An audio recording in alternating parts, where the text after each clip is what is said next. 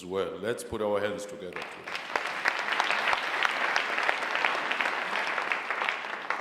And we've also trained Ethiopian ministers and DGs in that campus. They graduated master's, PhD. Let's put our hands together. So after that commercial, I'm going straight to the next speaker. The next speaker needs no introduction because she's our former minister and a distinguished leader of the ruling party, parliamentarian, in terms of the together for Mayor Didiza. Thank you. Thank you very much, Program Director, Vice Chancellor of UNISA, Mr. Mandla Makanya, President Mbeki, and Chancellor of UNISA, Prime Minister Dessalegn, Minister Kubayi Ngubane, Deputy Minister Nel, the Chairperson of the TMF Board, and all board members present, UNISA Council and Management, members of the Diplomatic Corps, our panelists, honored guests,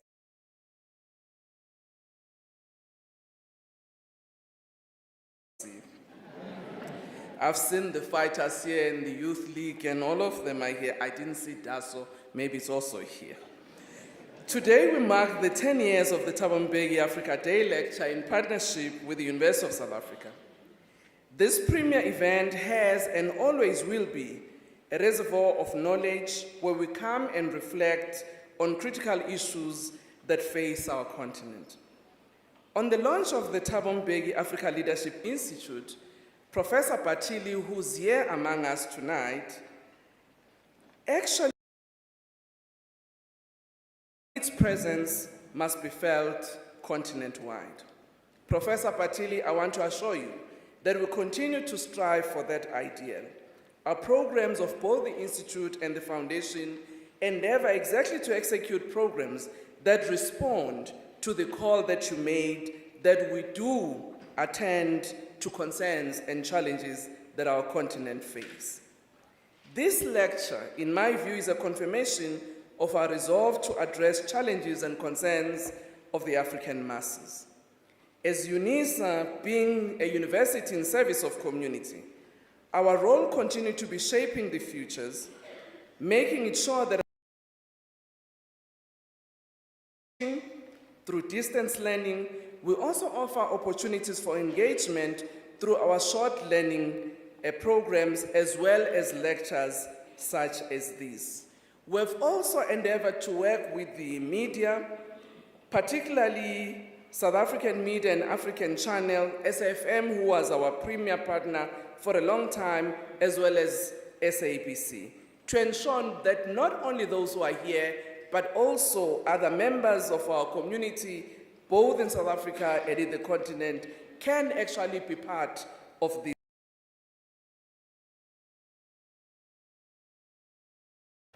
Lectures, as President Mbeki would say, that a lecture doesn't have a panel. It must be proper. But he had to be defeated in the discourse by the members of the board who said our lecture will be a lecture with a difference, where we have panelists at times. And that has been the journey of engagement. President Mbeki, this year's lecture, the way it has been designed, it has been by popular demand. Last, when we had Professor Mamdani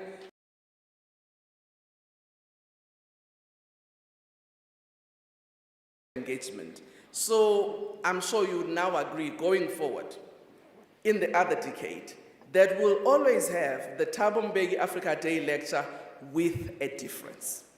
And it's only for the Thabo Mbeki and the University of UNISA that we have got such a lecture. I'm now going to invite you to take a journey with us in the past 10 years through a video which will indicate silent issues that were addressed in the past 9 years. Who were the presenters? What were the issues that we're dealing with? And do that in a manner that takes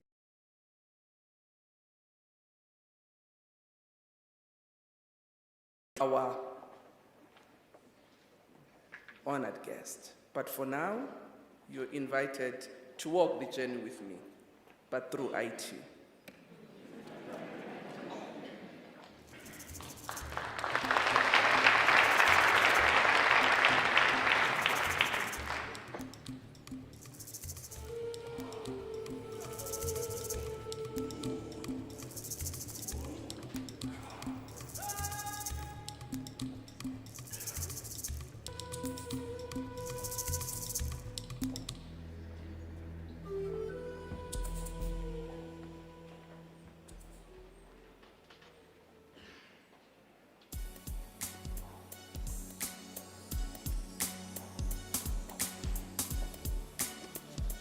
I'm convinced that one of the greatest achievements of the African continent and its organizations, the OAU and the AU, during the first decade of the 21st century, was the acceptance of NEPAD and its partner African peer review mechanism, the APRM, by the rest of the world as a defining program which should inform the relations of the continent with the rest of the international community.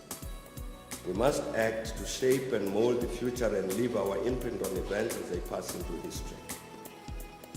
We seek to determine whether we are going and to chart the course of our destiny. What shall we do to translate the policies and programs our continent has adopted to achieve Africa's renewal, to transform those into reality? As we celebrate Africa Day, we must therefore identify the practical steps we must take in this regard. One of these is to build and nurture the native intellectual cadre committed to the transformation of Africa as visualized by leading African patriots and thinkers for 150 years. An urgent task in this regard is to rebuild and sustain our universities and other centers of learning. Attract back to Africa the intelligentsia that has migrated to the developed North, build strong links with intelligentsia in the African diaspora, and give the space to these, the time and space they need to help determine the future of the Africans.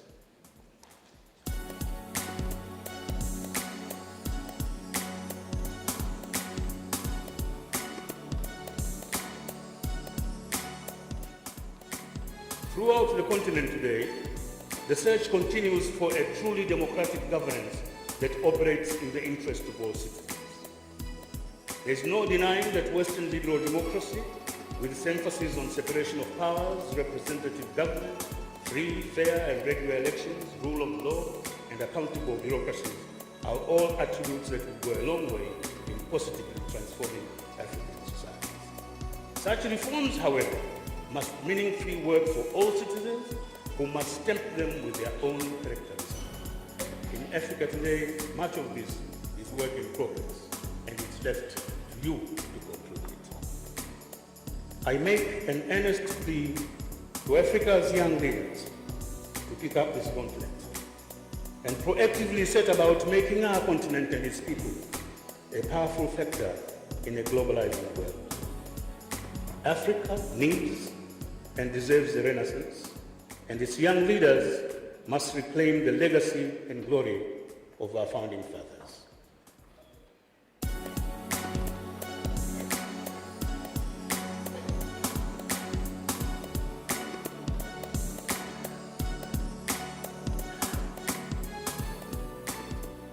We, the people, only wish to be governed fairly and justly. We wish to have conditions created for self-development, and we aspire to be no more than fully human with rights and dignity that we owe to no one. And above all, we strive simply to be African and to proudly shout, "I am an African," with President Thabo Mbeki. Thank you. Here we are, so many decades of independence, but are we liberated? Professor Vijana, for instance, mentioned because the Ambassador just said, the Constitutive Act. That's a very important instrument. It's an important document reflecting that African context. What makes it particularly important is because it actually had to be approved by the African parliaments in order to come into force. AU, or African never had any document or any program that can be owned as an African document, The challenge to succeed in bringing a full vision, if this is the word, between the leaders and people, so that they become one.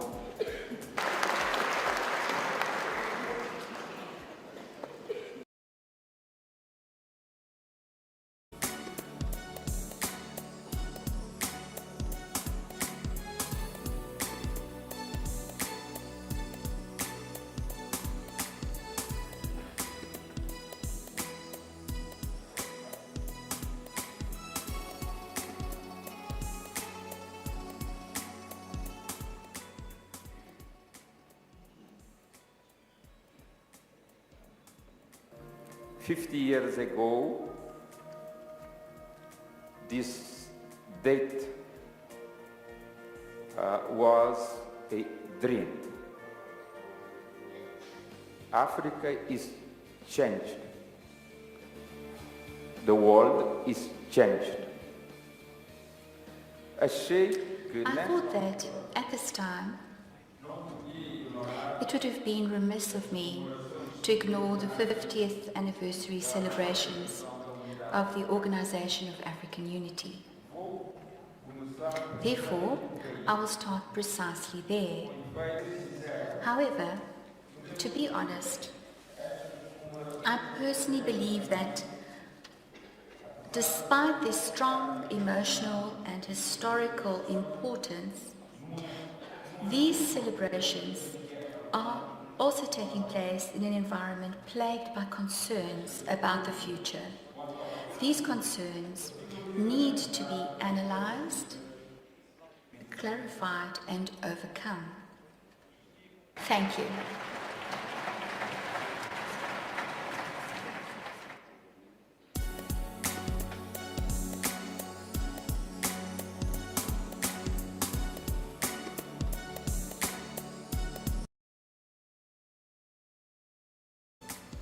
In the direction in which our beloved Africa is headed.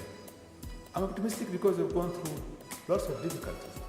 We are celebrating the 51st anniversary of the OEU in an independent, democratic, non-racial, non-sexist South Africa.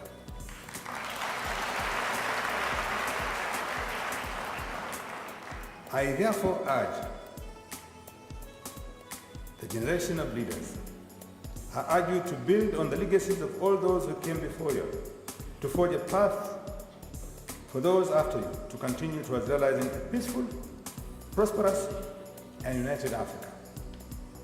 Nkosi sikelele ya Afrika, Mungu ibariki Afrika, asanteni sana.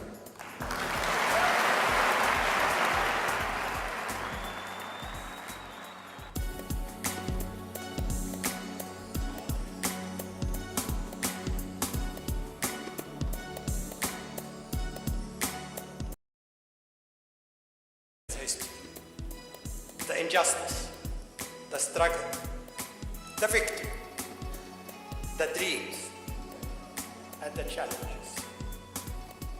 I'll talk today about the uprising in North Africa, and specifically the lesson learned and the challenges ahead. But as we know from history, the march to freedom is invariably long, chaotic, and non-linear.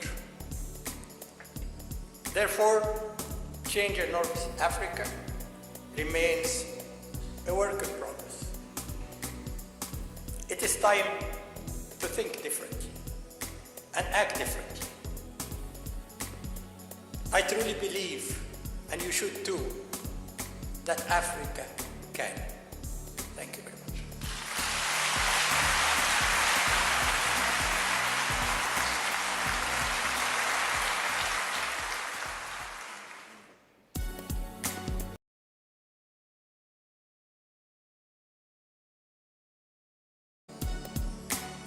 tonight tells us two things about the continent. That it is on a quest. It's essentially on a quest for two types of things: peace, and there's a reference here to security, but I think we can sum that up as peace. And it's also on a quest for justice. And it's incumbent upon us as a continent to find a way that we can advance these two important values. But out of Africa, new and good things must come.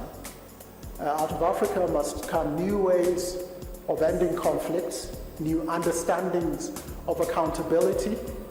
Out of Africa must come the idea of equal partners in shaping their own future. And we must be determined to achieve this, whether in or out of membership of the International Criminal Court. We must be clear for ourselves what our societies need. Thank you very much.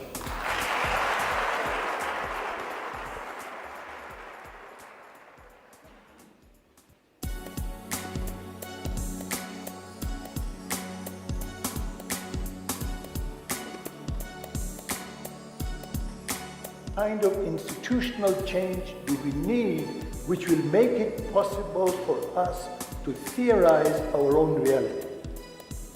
Right? Afrikaans in the 1940s was no different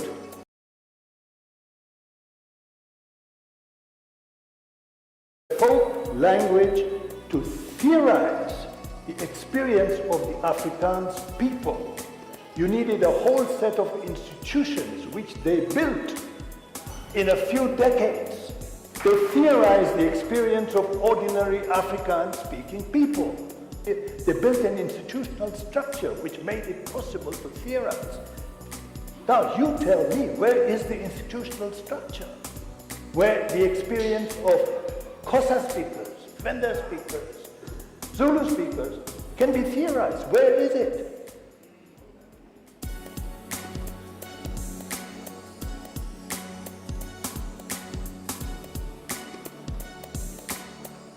Today, it is Africa Day. We are discussing a subject of gender equality and women for development and poverty eradication. The fact that in our country, the top 1% of South Africans own 70.9% of South Africa's wealth.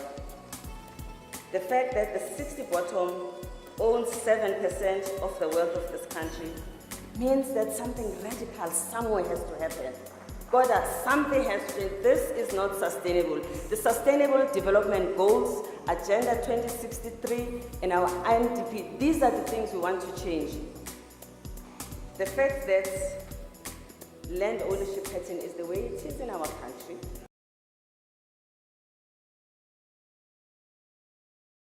What would be radical about this is if, as a result of it, women's poverty was wiped off. The fact that we have come this far in Africa is something to celebrate. This is the Security Council we are getting into. We must stand for this value system. We must fight for these people who are victims, underdogs, survivors, because as South Africa, we are better than that. Thank you.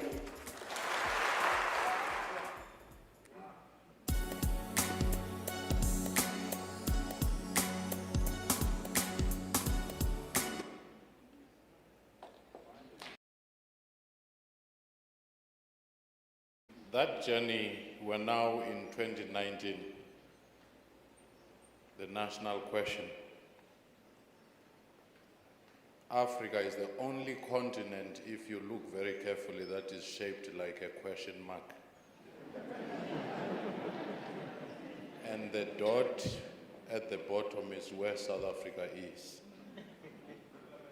Without any waste of time, as a prelude to our Chancellor coming,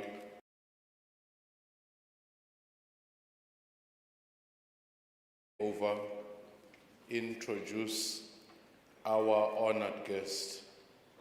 And over to you. Let's put our hands together to you.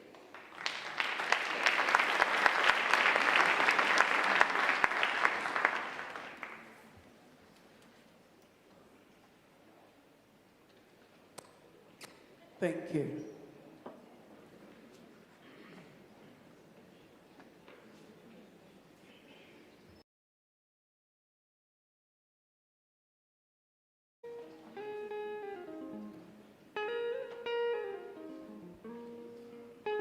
Ay, ay, ay, ay, ay, ay, le, le, le, le, where am I?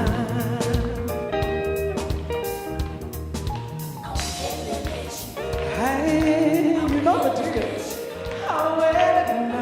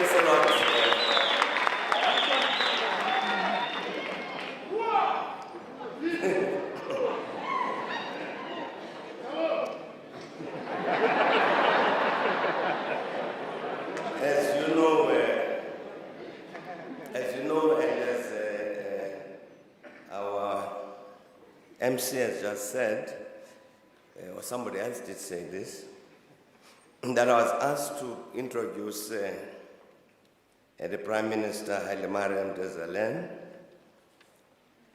I asked the organizers how long I have to introduce him. They said,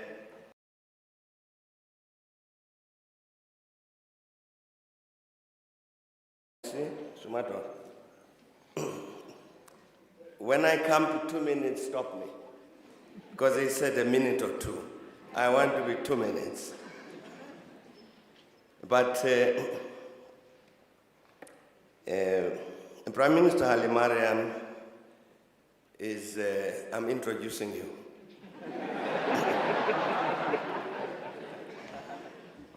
He's an engineer. At some point specialized in water engineering. He has been a university teacher, has been a state manager in the public service. He has been Prime Minister,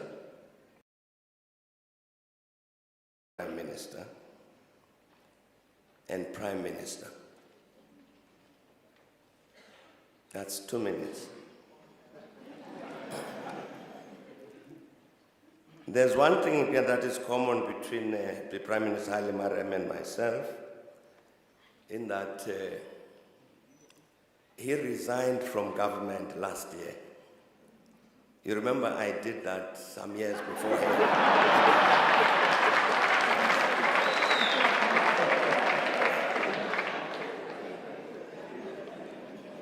Under very different circumstances.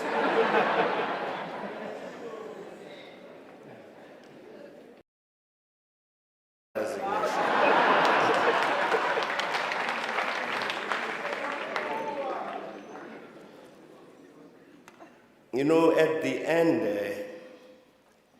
of each one of our Africa Day lectures, we spend quite a bit of time discussing the question as to what do we do for next year.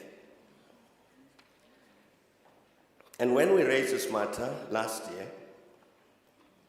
year, somebody did say, MC, that this would be the 10th Africa Day lecture.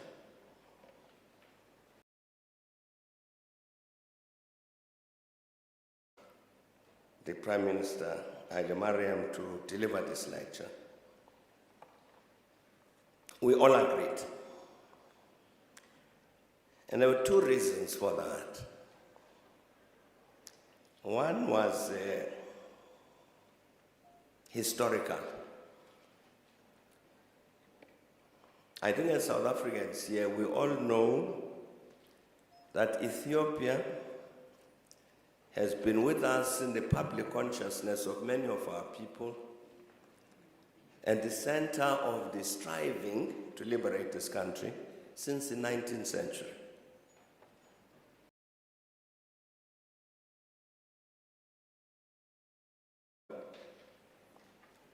Spoke about Ethiopia in the context of our struggle even then. And all of us know that when Africans broke away from the churches which had come from Europe, the precursors of our liberation movement here, those churches, they called themselves the Ethiopian Church.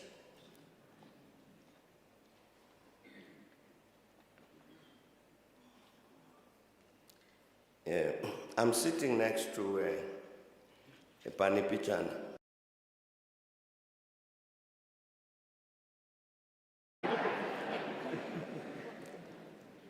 But he's a reverend. He's also Reverend Panipichana. So what I'm going to read here, he will know. Panit comes from Psalm 68. You know, therefore, what it is.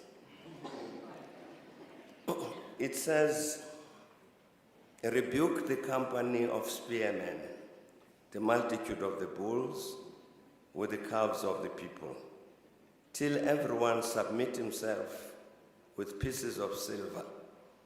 Scatter thou the people that delight in Ethiopia shall soon stretch out their hands unto God.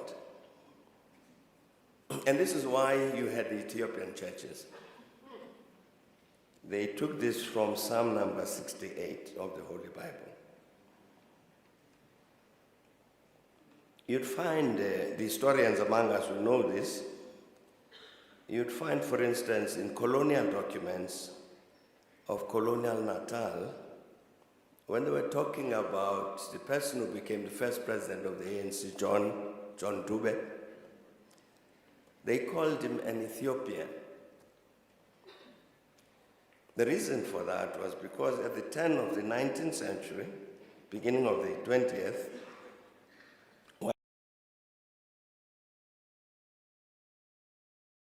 called Ethiopianism. I'm saying this is a historical connection that we have with Ethiopia, that our struggle has with Ethiopia over a long period of time. So when we said this is the 10th Africa Day lecture, we said, look, let's go and fetch that Ethiopian.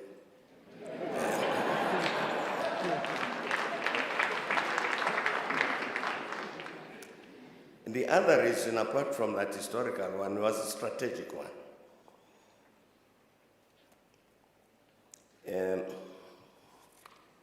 Premier Hailemariam's predecessor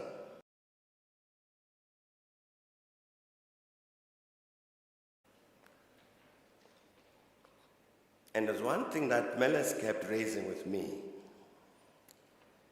which was a complaint. It was a complaint about how we were handling ourselves as South Africans, and particularly as the ANC. And he would say to me, you know very well the things that we're trying to do in Ethiopia, for instance, with the economy, which some other people in the world don't like. For instance, just as an example,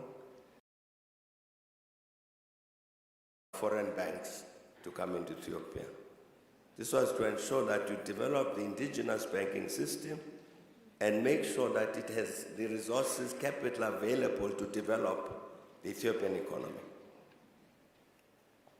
That it would be better at that point not to allow an entry by the foreign banks. So Meles would then say to me, you know very well that there are many people in the world who disagree with that.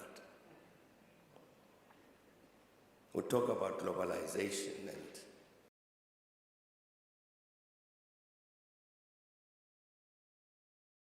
and it in Ethiopia is because we know we've got South Africa that will defend us. And if you people continue to go this wrong direction which we are going, we will lose that defense and it will be impossible for us to transform Ethiopia. He would raise this thing consistently with me. And indeed, he, in many instances, was much better educated about South Africa than I was.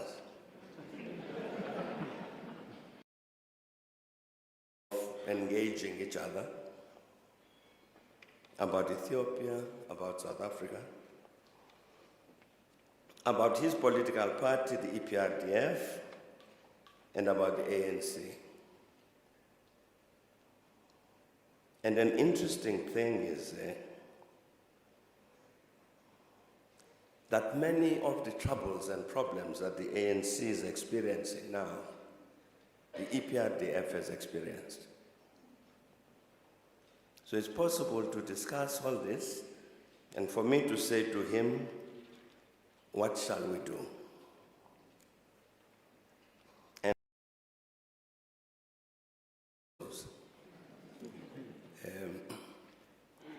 But they're about what is it that we need to do in order to build the kind of organization that our continent needs in order to be able to carry out its tasks of reconstruction. That's the advice he gives. It's advice which is very easy to understand because it comes from practical experience.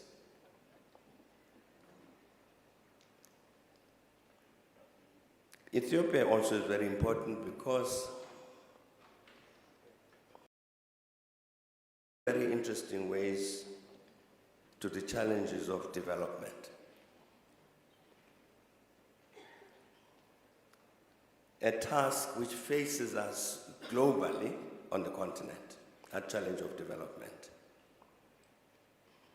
And there are many, many things that we can learn from Ethiopia about how to address that question. I'm saying these are strategic considerations about the politics of Africa, the political organizations, progressive ones, challenges of development. The only government on the continent currently which has got 50-50 representation.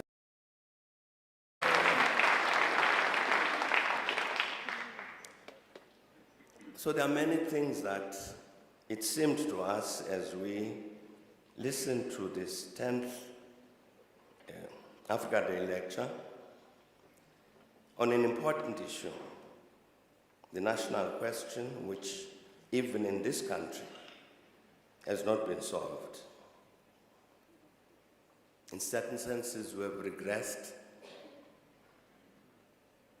That's why you get these notions of 100% Zulu.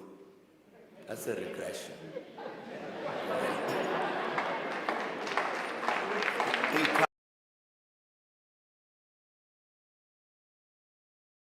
To the importance of the lecture that we're about to listen to on the national question. And my view is that there's no better person to deliver it than Prime Minister Hailemariam. Welcome. Thanks.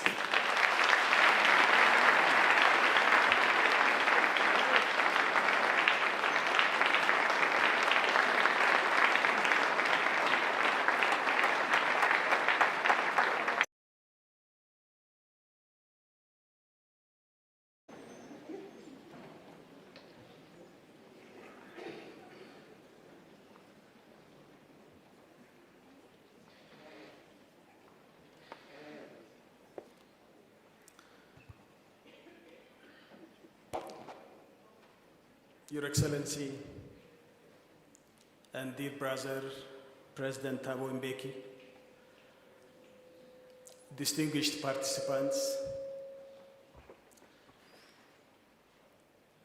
I am truly excited to deliver this community, diplomats, young students, and our current and future leaders.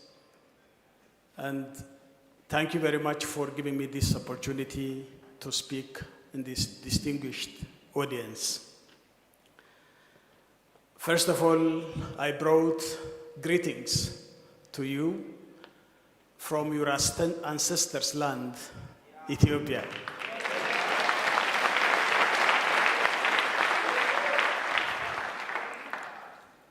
All humanity has begun in that part of Africa. And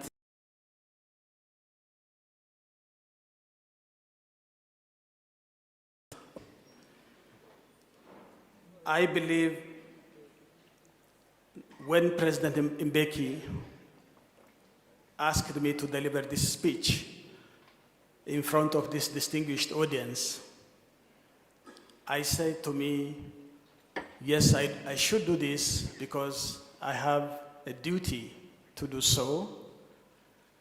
On one hand, we Africans, we are trying to have a prosperous, peaceful, integrated continent. But on the other hand, we have extreme and ultra-nationalists, ethno Africa where they want to have states equal to languages in Africa, tiny states which cannot compete in the global setting. So this is a moment that we have to discuss, and I think we have to catch the bull by the horn in this moment so that we can have a resolution, maybe a direction in this discussion to the future of our continent.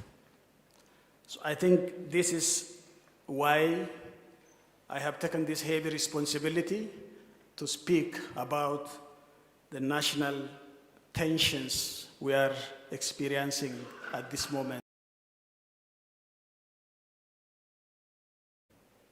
I believe that we have to think this issue at the Africa-wide level.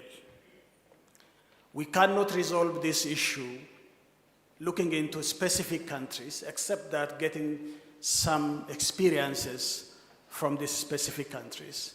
We have to discuss openly and genuinely at the African level. I believe this forum is one of it. Again,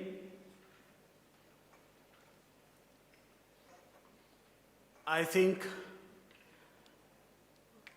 we have also a duty to pass our African. So many leaders that have come before us have laid the foundation for us. We don't need now to make a liberation struggle, but we have to focus our internal struggles. Even though still weak, we can also say with certain humility that they have built really important institutions. We can improve them, but in most cases, we will not have to create them from scratch. And almost 66 years after our predecessors sat in our capital, Addis Ababa,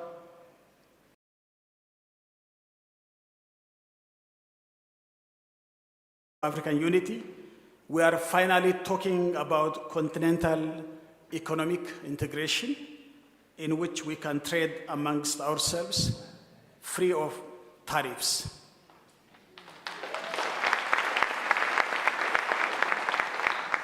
But we have challenges ahead.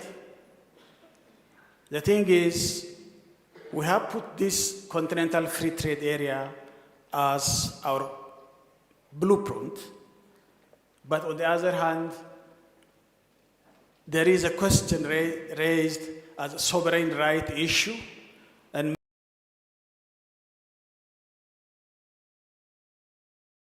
this very important blueprint.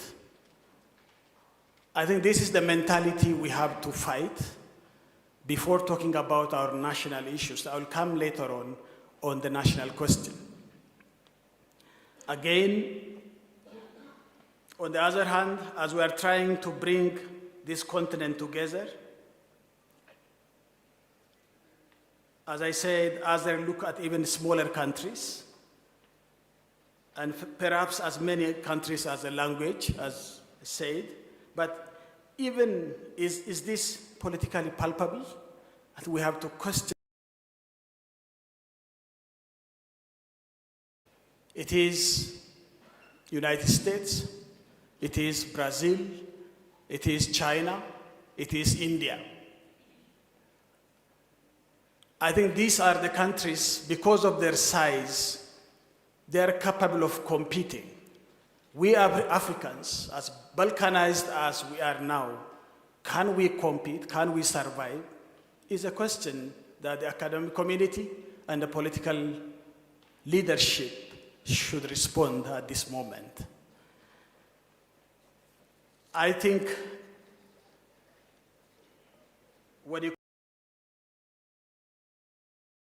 we are trying to have an integrated, peaceful, and prosperous Africa. But we have legitimate questions, national questions, that has to be addressed. So can we integrate Africa without addressing the legitimate quest of national questions in specific countries. I believe we can't.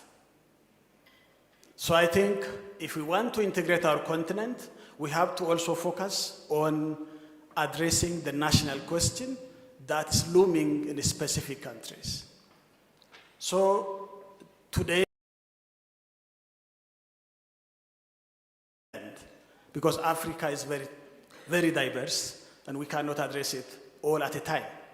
But the specific experience of my own country can help to see for the intellectual community to make a deeper research on the issue of national question in Africa. So I will focus in this regard.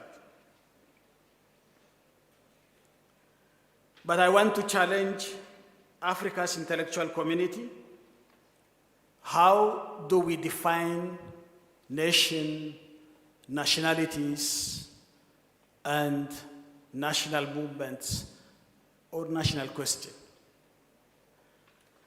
I think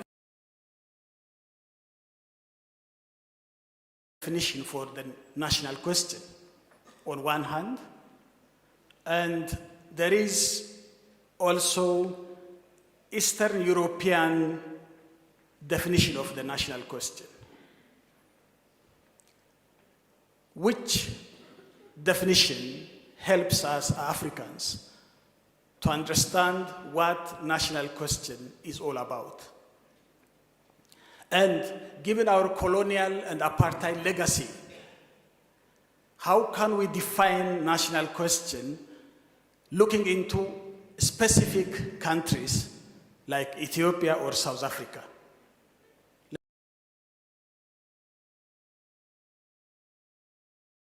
See Ethiopia, the Horn of Africa setting. We have nationalities that are common to all of us in the Horn of Africa. You can take an example, Somali nation. The Somali nation is in Kenya, the Somali nation proper in Somalia, the Somali nation is in Ethiopia in a sizable number, even comparable to what is in Somalia proper, and the Somali nation is in Djibouti. How can we address the Somali nation? So how can we define then the national question as far as we Africans are concerned? Because our borders are drawn for us by the colonial masters. And I think this is an important issue.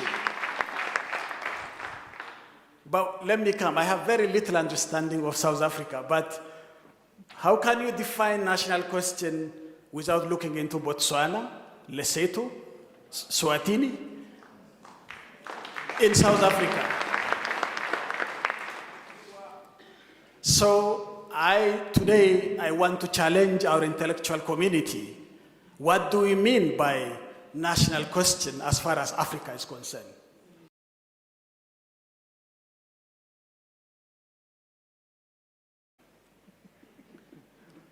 Ethiopia, because I have no other choice at this moment. I am an engineer, I am not a social scientist, but my experience comes from my leadership experience in my own country. So let me try to begin by putting some of the common things. But before that, some of the scholars has put some definitions to us about nations and national question.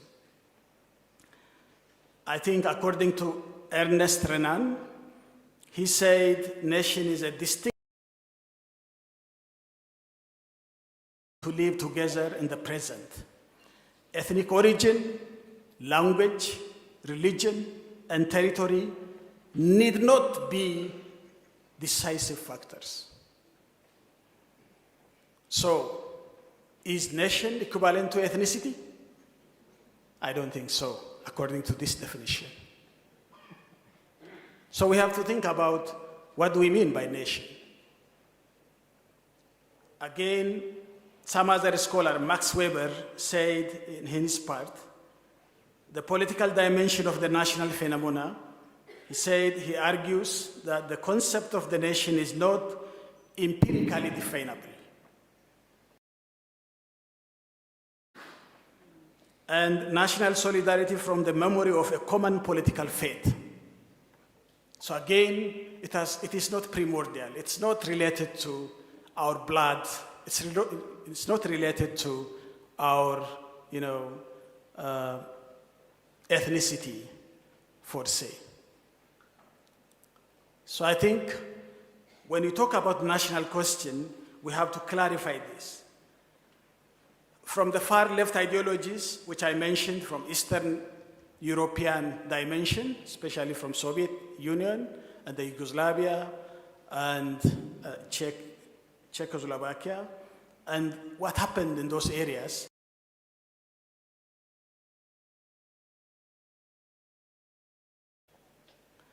Otto Bauer, and he's an Austro-Marxist and a social democrat, and Stalin, who from within the communist movement gave the longest abiding and eclectic definition of the nation, is summarized as follows.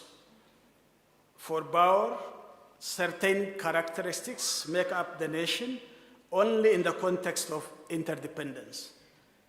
The essential element is common history.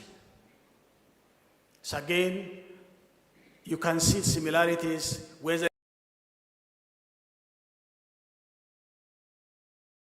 nation is concerned.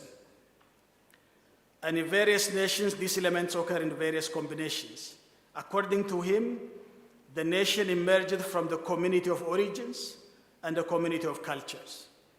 Language is a distinctive feature of a nation only if it produces the community of culture. He defines the nation as the totality of peoples united by a common fate, again. Stalin, in his part, said that the nation is a historically formed stable community of people based on the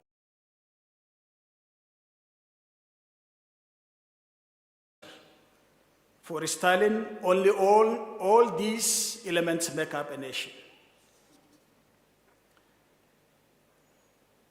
And a Slovenian scholar, Kargel, has defined nations as emerging together with capitalist production, that he said a nation is a specific people's community which resulted from the social division of labor in capitalism or at its level of development of the means of production when the quantity of the surplus of social labor began to be transformed into a new quality of the social integration on a higher level. Stalin's definition of the nation and that of Kargel is criticized by other scholars, expressing political interests of a community, and besides, in his definition, Stalin does not mention the level of economic development, a prerequisite for the formation of nations. I think I can mention a number of Western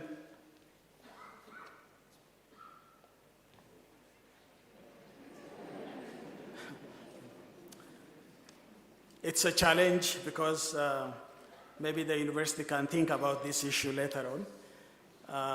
The podium, I think, should be improved.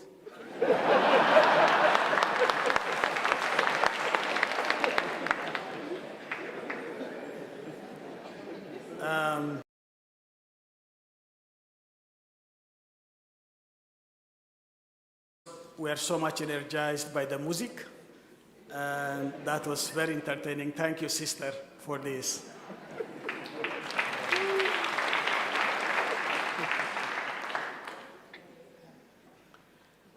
An American political scientist, Walker Connor, has also said about nation, what matters is not what is, but what belief is. I mean, what matters is not what you are as an ethnicity, but what you believe in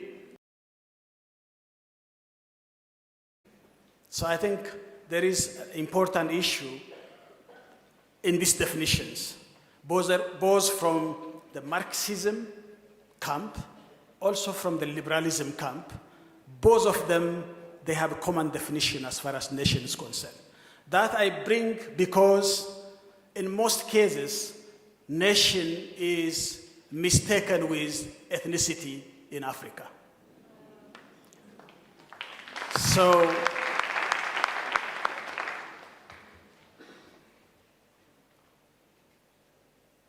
I think, having said this,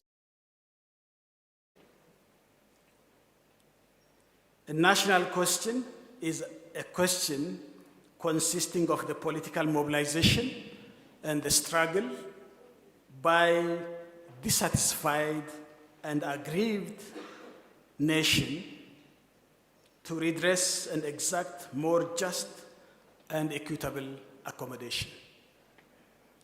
How can we do that? To me, national question is a term used for a variety of issues related to national development. That's how to structure the nation in order to accommodate groups and guarantee access to political power and equitable.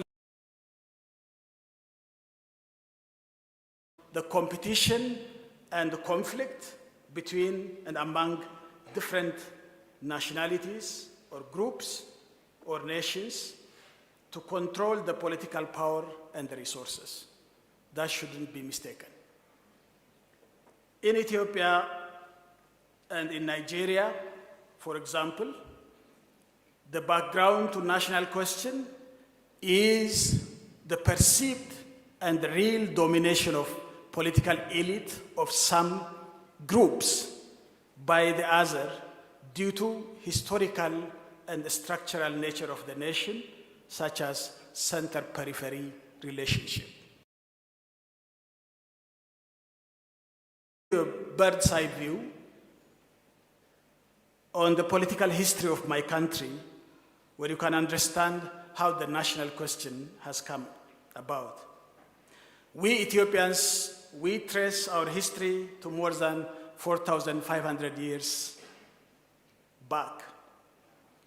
Historical evidences show that Ethiopian or Abyssinian, the president was mentioning about the church. You know, we have Abyssinian church all over the United States because there is a meaning about it, not only because of the biblical and all oppressed people in the globe. So I think this empire, even though it has its own drawbacks, has contributed to, see how the black people should be treated in this world. And chronicles of kings and queens, stele and stone inscriptions testify that there were more varied and smaller ethnic groups living in the northeastern African region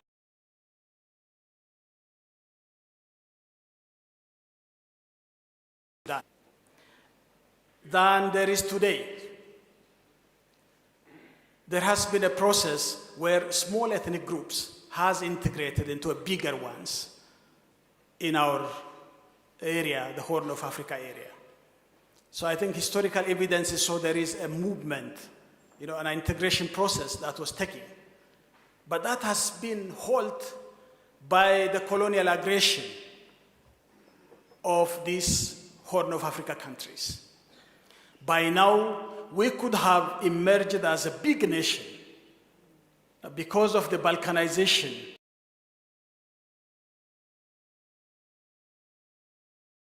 Horn of Africa. I think that process has been halted. So we have to remember that this natural process should be looked into. And again, during the second half and the half of the 18th century and the first half of the 19th century, regional warlords have taken precedence over the central government of the empire. regional lords that refer themselves to as princes fought for supremacy and to be the guardians of the monarchs that have just been confined to the Gondarian castle in the town of Gondar. The lords did not have the courage to claim the throne. The wars fought among them and sometimes taken ethnic lines between the Oromo, the Tigray, the Amhara, and the Ago. But at this moment now, because of historical reasons, the Oromo movement has started from south part of Ethiopia and has gone to the north and southeast and southwest in large number. By integrating many ethnic group, people say it's the largest ethnic group, without understanding that it is not an ethnic group, because it is an integration of many smaller ethnic groups by the process of the cultural, integration process that the Oromo had. So I think now this Oromo nation, that process has halted, otherwise could have, developed in a new way in my country. I think as part of its share in the Berlin Conference, Italy has fully defeated Italy at the Battle of Adwa.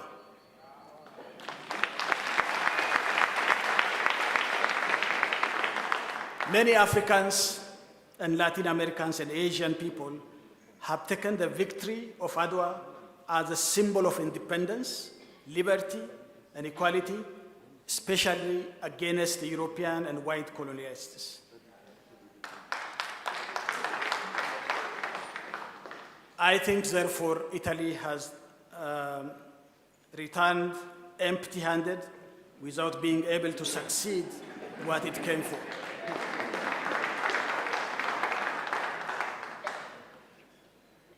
But my point and its territory is shaped. Internally, before fighting with the Italian colonial aggression, Emperor Meles II, which was a very wise leader, he knew that he cannot fight only having the Abyssinian Empire. So he has to move to the south and southwest in order to get the human resources and the material resources that's necessary to, because of that, he has made a conquest. By the time many people might think that his conquest to the south and southwest and again southeast could be an aggression by an emperor from the Abyssinia. But it has a very good meaning in such a way that the forces of the whole ethnic groups in the south and southwest of Ethiopia helped in the Battle of Adwa. There is a chronicle which every one of us are very happy with, and President Mbeki. When we were fighting with Italian colonialists, the chronicle reads that the General Alula was a very efficient and war strategist general, and he saw that the two generals of Italy coming in different directions, and there is a valley where if the communication is not cut, then they are obviously going to defeat the Ethiopian force. So the general asked Emperor Menelik, and then Menelik agreed.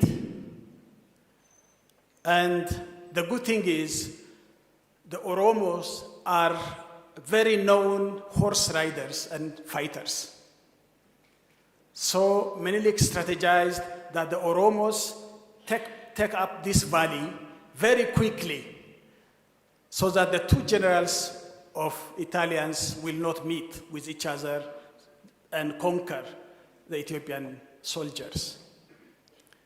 So the point is here, and Alula is a Tigrayan, and he knows the topography. He was part of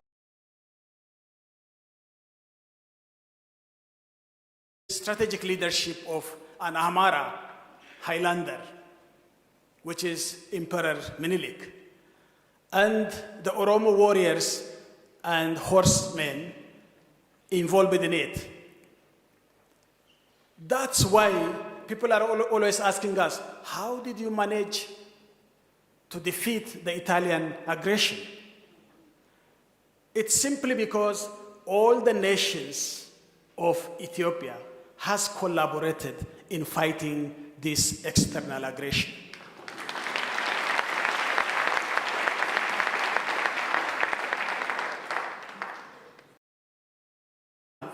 And the common fate we're going to face.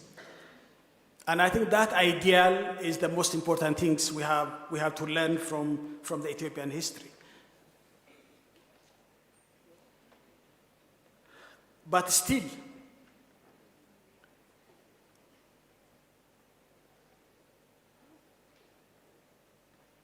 in the wake of the 20th century,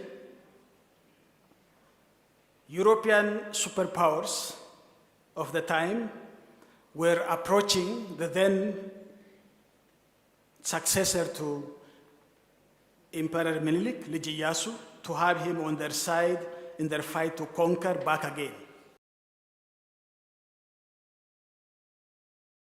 Mother and a Christian Amhara mother, Liji Iyasu made himself busy amalgamating forces from peripheral areas, notably Muslim regions such as Harar, Djibouti, and Somali, hedging the central throne. He was not liked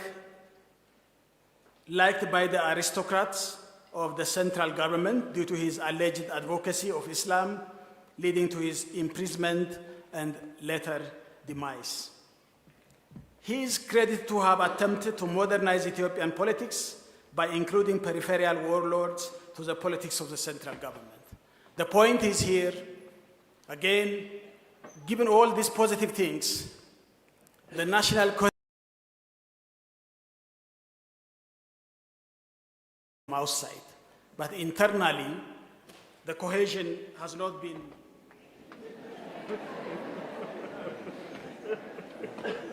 sorry.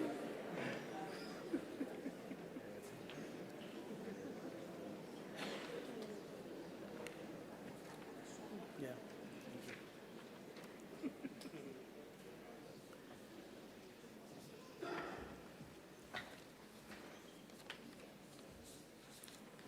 Anyway, I'll try to manage it.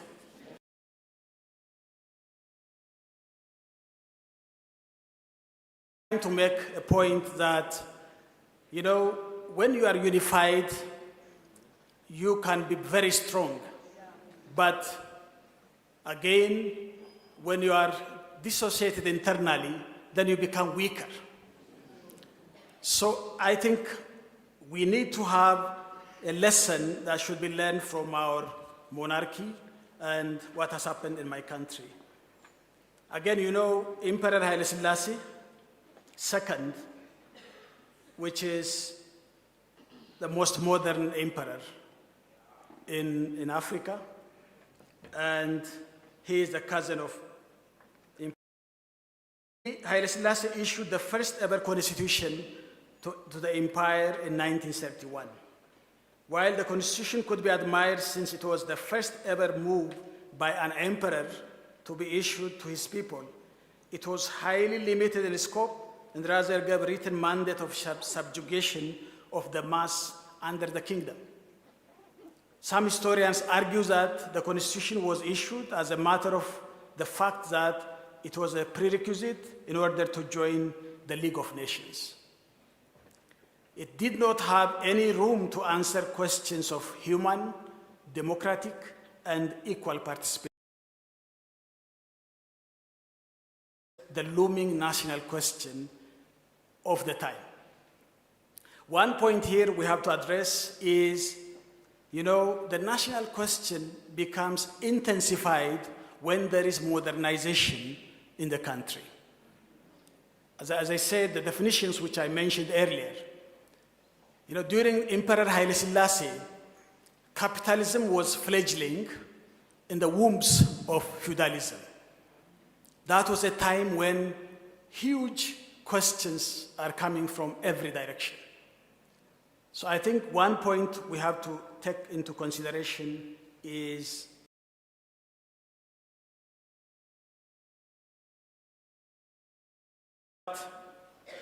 again, Haile Selassie, I do not want to go into the details of the historical records, but he issued another constitution in the called Second Constitution, 1955.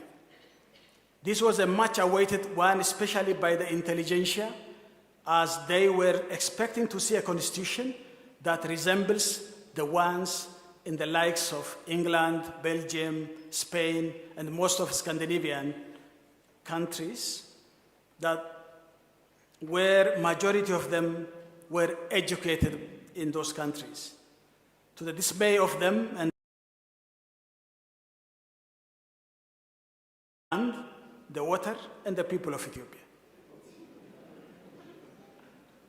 That meant that it is absolute monarchy instead of much sought constitutional monarchy. That is a point in Ethiopian history where many scholars say it's a lost opportunity.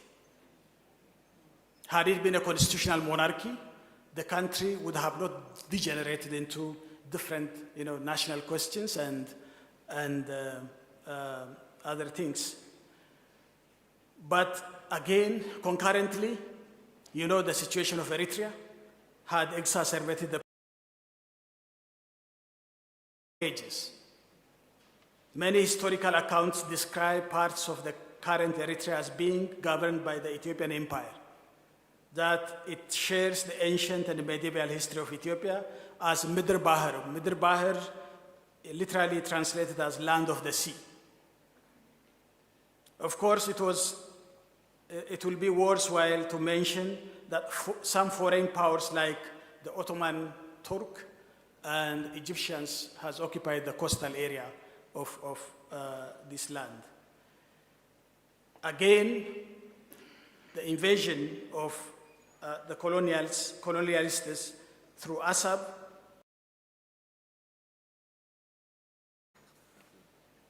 I think our emperor was not able to fight during this invasion simply because we know our fire capacity and we know the difficulty of logistics and as well as the Russians. But when Italy defeated in 1941, Eritrea became Confederacy of Ethiopia under the UN resolution. Nonetheless, in 1962, the emperor had decided to unilaterally dissolve. So there comes intensified national question in Ethiopia. The action of the emperor caused a great deal of disappointment, resentment among Eritrean people. Again, the Eritrean Liberation Movement and the Eritrean Liberation Front were formed in 1958 and 1968 respectively as liberation movements. So one of the first modern liberation movement that's formed in Ethiopia.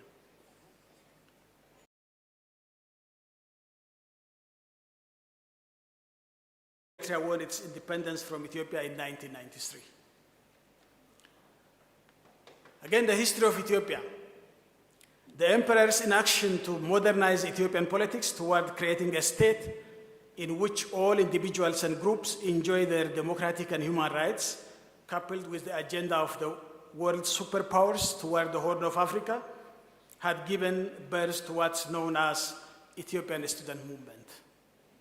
Then another intensified national movement started in this part.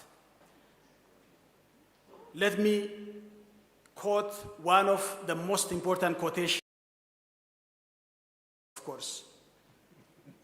Notable among these lines was a line pursued by Waleleng Mokonnen, a member of the perceived dominant nation.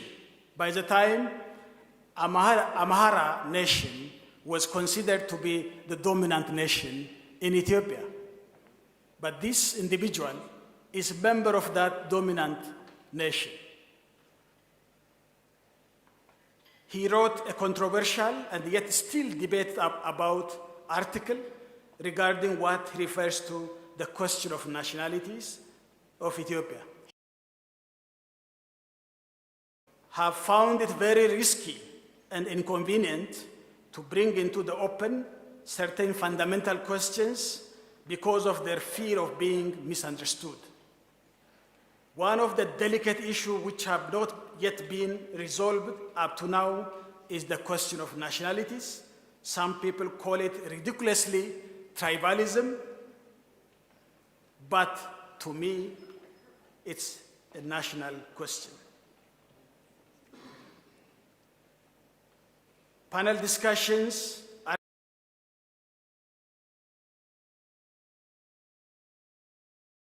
speakers, clandestine leaflets, and even tete-a-tete groups have not really delved into it seriously. He said again, I quote, "What are the Ethiopian people composed of?" I stress on the word of peoples because sociologically speaking, at this stage, Ethiopia is not really one nation. It's made up of dozens of nationalities with their own languages, ways of dressing, history, social organization, and territory.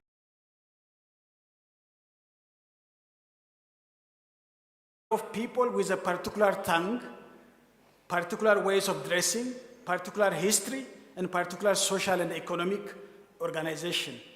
Then, may I conclude that in Ethiopia, there is Oromo nation, the Tigray nation, the Amhara nation, the Gurage nation, the Sidama nation, the Wolamo, now Wolaita nation, the Adere, now Harari nation, and however much you may not like it, the Somali nation. Such an article has become the basis upon which a debate on national question for almost when the imperial regime was toppled down by junior military junta known as Derg. So again, since the Derg came to power, before the Derg came to power, this student movement was not organized. It was just a uprising of students and was not properly organized. So the Derg was able to come and snatch the power in Ethiopia. But again, this Derg has no program.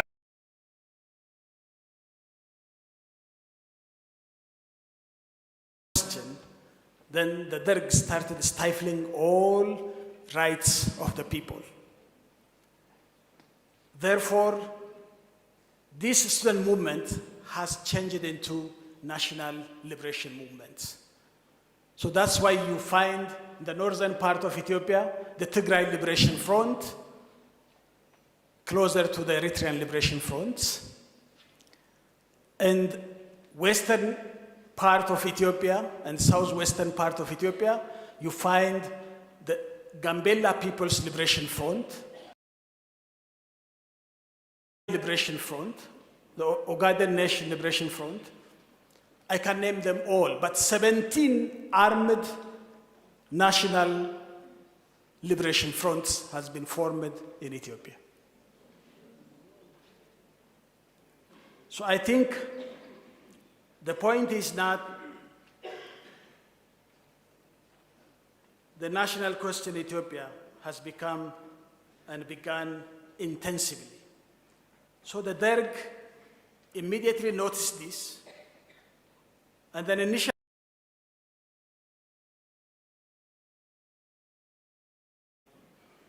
so the Derg was forced because by the time 92% of the Ethiopian population is an agrarian and a peasant population. So the land issue was critical.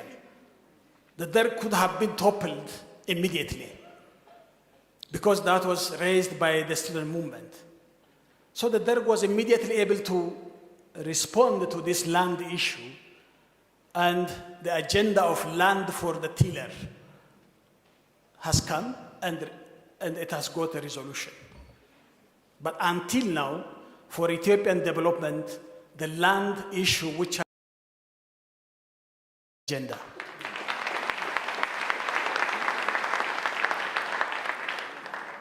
But the next question was the question of nations and nationalities. In the beginning, the Derg has never accepted this because he said it's just an ignorant, these narrow nationalists are posing this question. It's not the question of the people. But when these 17 armed groups intensified the struggle from every corner of Ethiopia, then the Derg was forced to respond and put in place the so-called Institute for Nationalities. Country, and the Derg tried to respond in two ways. Where there is no national question, they instituted a so-called area administration, and when there is national questions, the Derg again instituted autonomous regional administrations. So they started addressing those things. But again, the point is, national questions cannot be addressed without democratizing the whole societal programs. Then comes questions undemocratically, but the Derg was not able to stay in power. It was toppled by these armed struggling groups. Then EPRDF came to power by defeating, the Derg regime, you all know. And one of the main issues that EPRDF tried to respond was on the national question. So the issue was raised and debated. And initially, all the groups has come into play. But again, that was not enough because some of the national groups, they left the transitional process thinking that they are pushed by the EPRDF. And they didn't stay. And until now, it has become a problem to the country. So I think we have to look into, of course, it is said to be their own problem to abandon the transitional, respond to this kind of questions. When you leave aside a certain group from the political discourse, then later on it will haunt you and it becomes a problem. Some of the groups like OLF and ONLF who left this transitional process has become a problem to the country until today. So I think democratic process is essential in addressing the national question in our continent.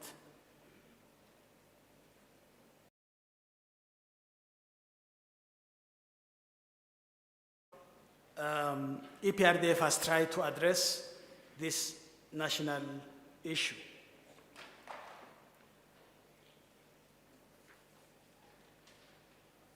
And the first thing which EPRDF has done was, I said, an inclusive transitional process, but that process has its own shortcomings,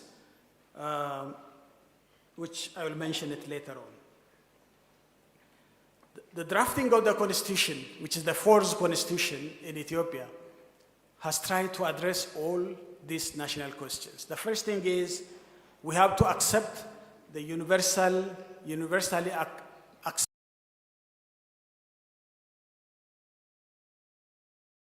That was part and parcel of our constitution. And the second issue was we have tried to address both individual rights as well as group rights in equal measures. There is a tension now. Again, until today, the tension comes from ethno-nationalist radical groups on one hand, with advocating that without having exclusively a state, on the other hand, pan-Ethiopian nationalists, which believe that there is no national question for se, but if we address individual rights, then the national question automatically will be addressed. These are two polarized views, still becoming one of the areas where debate continued. So I think that I urge political scientists and sociologists here in this gathering to help us in understanding what it all means to have these two polarized questions could be moderated. I believe that our constitution has properly addressed that the individual and group rights should be observed by equal measures. But the debate has continued. So the liberals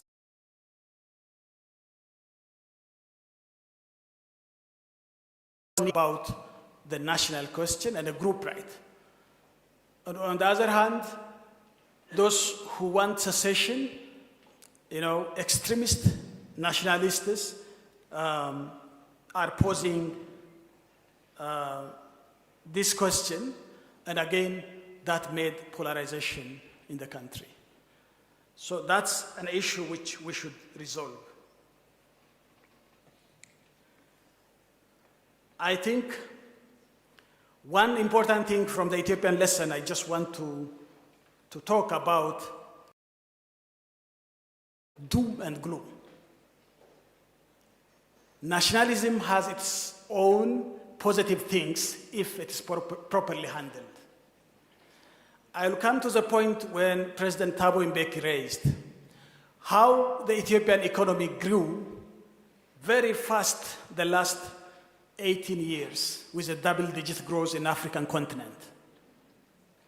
Because the nationality and mobilizing people along the nationality line, if it is properly handled, helps to mobilize our social capital properly, putting people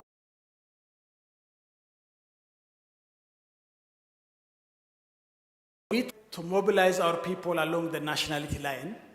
And our constitution has given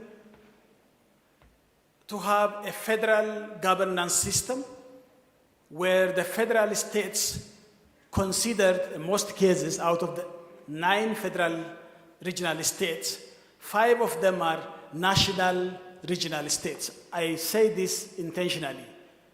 They are called, even their names is national regional governments and national regional states.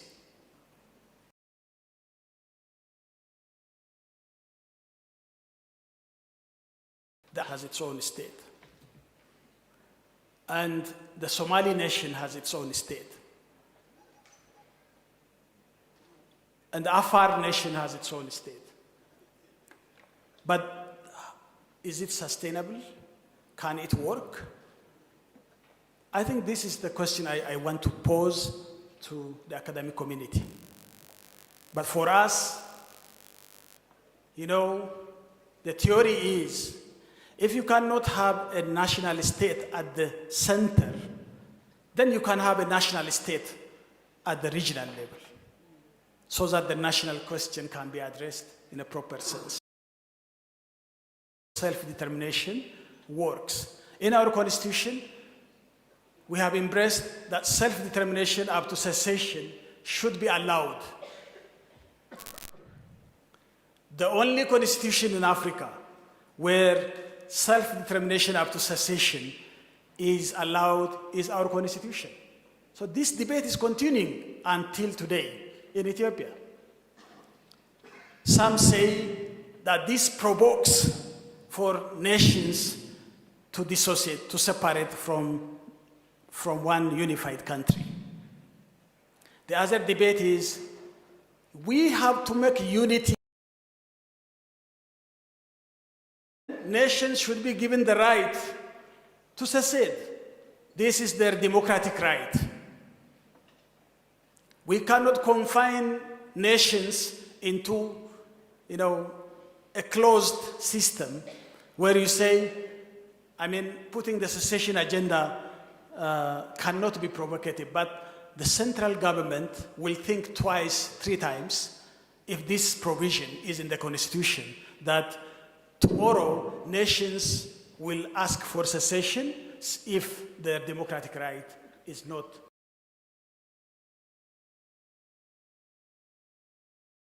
The areas where debate has continued in my country is this provision.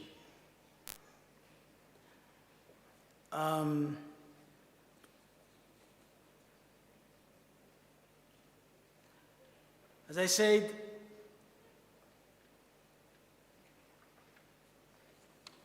but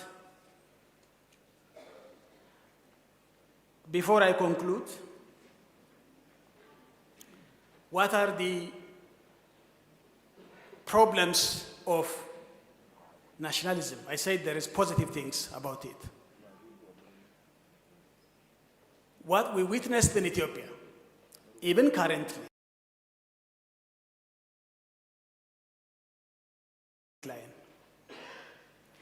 it's also very easy to radicalize along ethnic line. So the question is, I think the issue of them and us surfaces very quickly. And natives and non-natives issue comes in. I think you can also think about this in South Africa, whether it works or not. But in our case, the issue of mobilizing, political mobilizing in terms of ethnicity,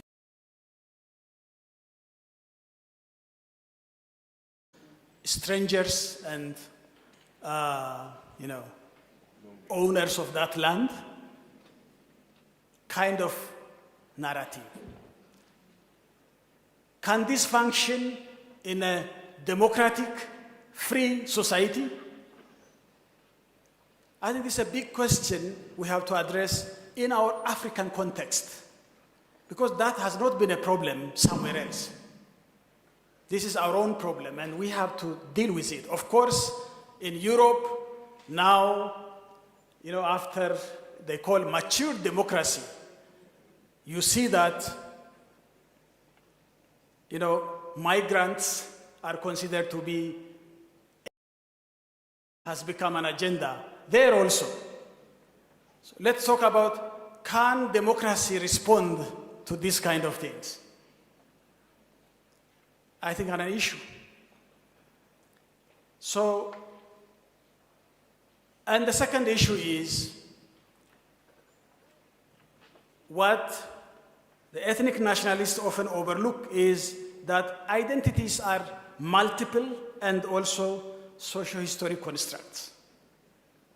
There is no fixed identity.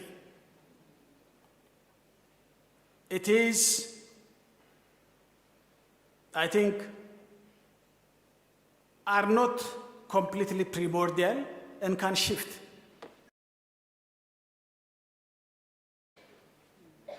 Our gender, ideology, religion, socioeconomic class all contribute to our sense of identity. So I think if we have a will, as the liberal nationalist Ernest Renan said, there is something in a man which is superior to language, namely the will to live together. And I tell you today that there is something in a man in a woman which is superior to not. So it determines our coexistence. So if there is a will, we can integrate quickly. If there is no will, we cannot do that. So I will conclude by certain points. My first conclusion is that we cannot deny that there is diversity and national question is a reality. There are some groups who are denying that there is no national question. And it can be addressed simply in a manner which I mentioned. The national question is a real question in Africa. And we cannot deny its non-existence. I think that's number one. If we do so, then we complicate things. So that denial has made Ethiopia to have 17 armed struggling groups which are ethnic or national based. So we are multinational states and we should work with that knowledge. It might look simple, but it's not.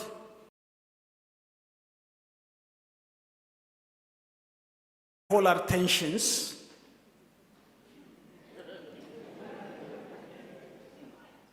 and the bipolar tensions are everywhere.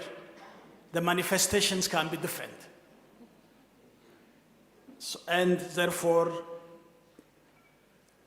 there is a tide that rock our ship right and left. So we need captains that moderate this bipolar tension. How can we do that? My answer is, yes, democratization is the answer, but it's not easy.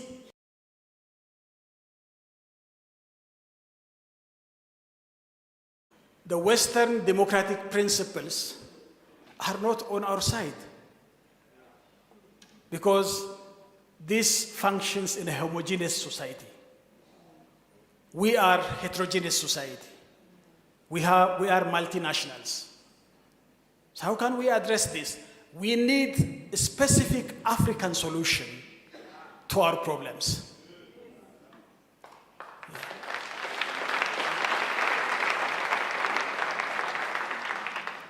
Yes, democracy is an existential issue for us. But what kind of democracy do we have an African answer for this challenge?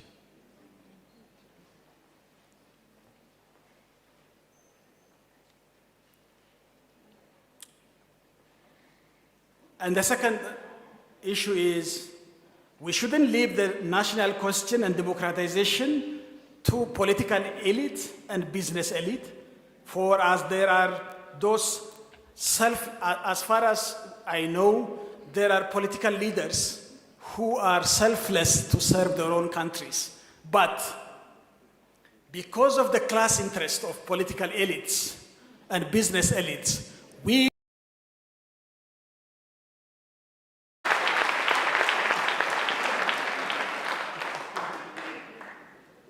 that means I'm coming. I want to criticize the intellectual community's indifference. And we, the intellectual community, if we write an article about this issue, is enough for us. But it doesn't transform our society.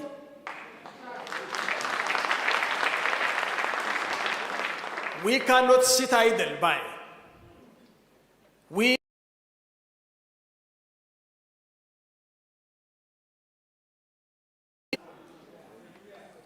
And the second issue is, I call upon our young people today.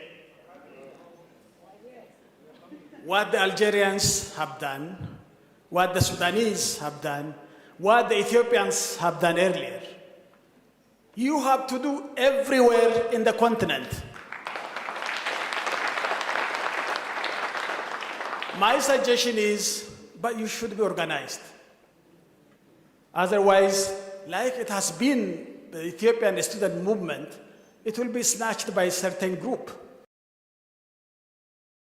Actually, with this intellectual discourse, with some ideological line, and very much organized political movement.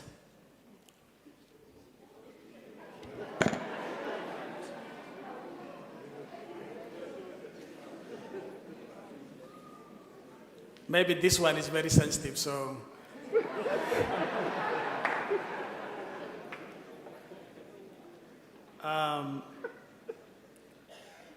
I think we can moderate the very aggressive and progressive kind of civic movement. But otherwise, what's happening in our continent is the real question of the people is camouflaged by the class interest of the political elites for power and prestige, and by the business elites for market and accumulation. I think if we don't address this thing, and I said we have to catch the boom in proper sense. So I think this is my recommendation. Since mainstream politics in our continent failed and proved incapable of solving the contemporary national question, an active, organized, and peaceful civic movement is something which should be instituted. I mean, I'm not talking about the haphazard, non-organized movements. I'm talking about institutional movements that are needed. So how can we do that? Again, I challenge the intellectual community to show us the way.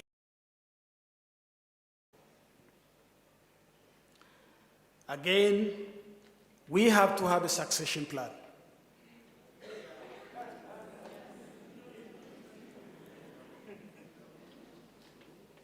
I think the demand of our young people is clear. They are impatient. And our population demography, our demography tells us that 70% of our population is below the age of 30. Who's going to understand their wishes, their quest?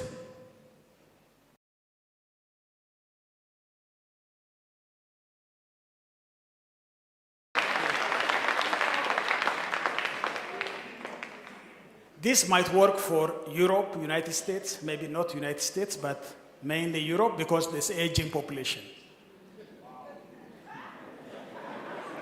For us in Africa, we need to have this succession plan, and it is not tomorrow, but today. Otherwise, our young people, disorganized, but they will create the thing which has happened in Algeria and Sudan.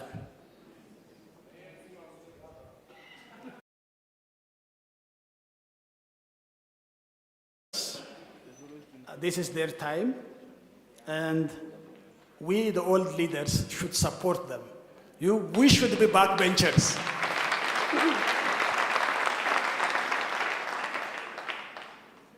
This is very pertinent for the success of democratization in our continent. Otherwise, President Mbeki, we will have many conflicts in our continent. So I think, thank you very much for your kind attention. Very much honored to be presenting this to you. Maybe in our discussions on our panel, some specific issues can be raised. And thank you so much.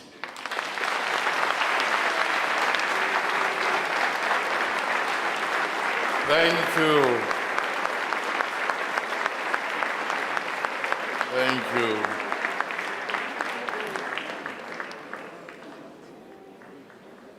Wow. Now we will have succession planning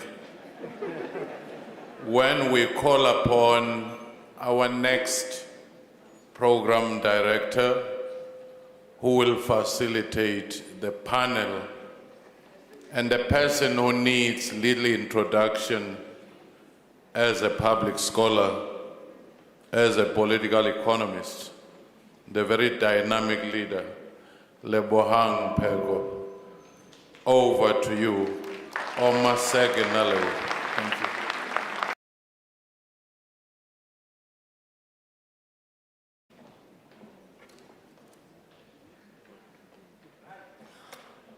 Yeah. Honorable guests, dignitaries, former heads of state, acting heads of state, our leadership, trade union leaders, our students, our present, our future, my fellow Africans, sons and daughters of the soil.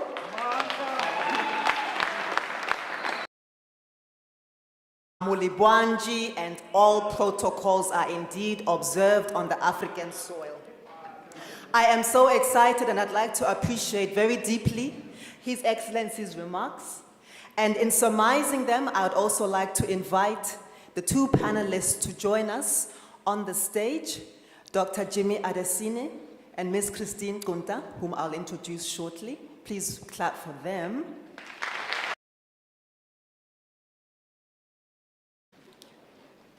So, His Excellency has provided us with some excellent provocations, and I'd like to argue that, in fact, he doesn't also provide us with national question, but national questions.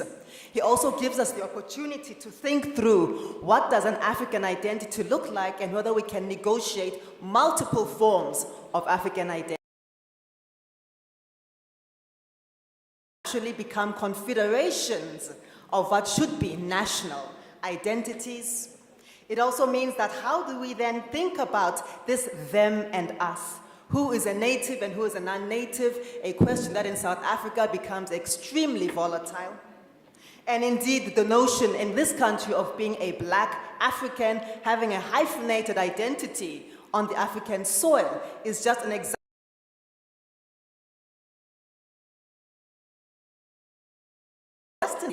Is it able to respond to the hangovers of a very violent incursion of a former colonial presence in this country and on this continent? Remember that national identities, as His Excellency has told us, are about a greater good, a common good, often about a national consciousness. It is about a sense of belonging and a sense of being. And I'm hoping that our very to help us negotiate ideas of peace within nations, forms of being nations in African countries, the idea of class and what it means to be able to then seed class identity, as His Excellency has reminded us that oftentimes the elites are the ones who form national identities, often to their own interests. Who will be the first to commit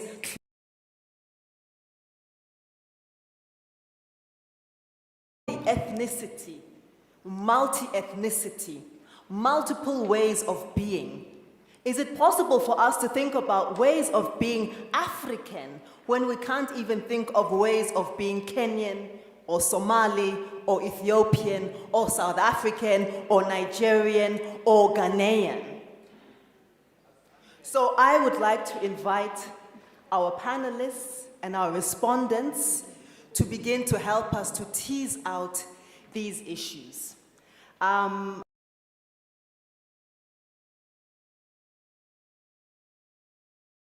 And I would like to invite Ms. Christine Kunta to give a 10-minute, no more, input to help us frame some of these questions. No, you don't have to come here. Kill Mike and me.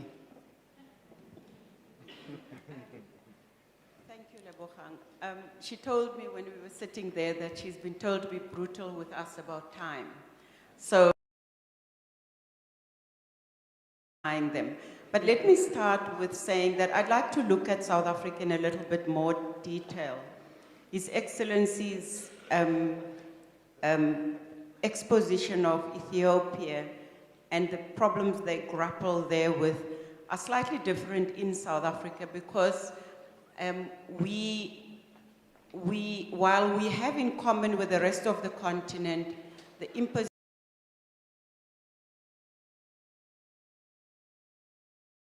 indigenous state formation on our continent, in our country as elsewhere. In this country, we have a slightly different problem. At this stage of our history, we do not have the kind of secessionists, except perhaps in the Western Cape or Oranje, but and they haven't yet asked for that kind of thing. What is normally referred to as ethnic, which you are correct, is nationalities. Our history has sort of sorted that out. The major problem in South Africa right now is that the national question is really a racial question. It coincides with the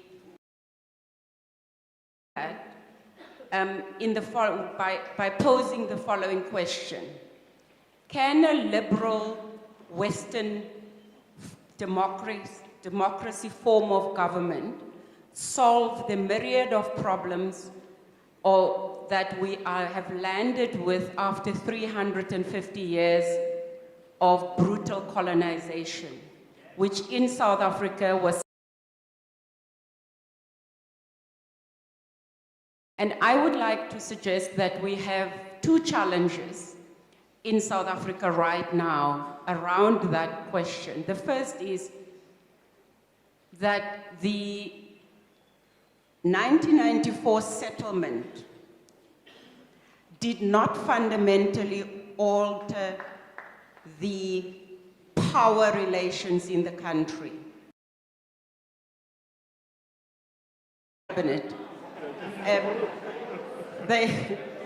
He once met me and said, you know, we inherited in 1994 the state, but we didn't inherit the nation.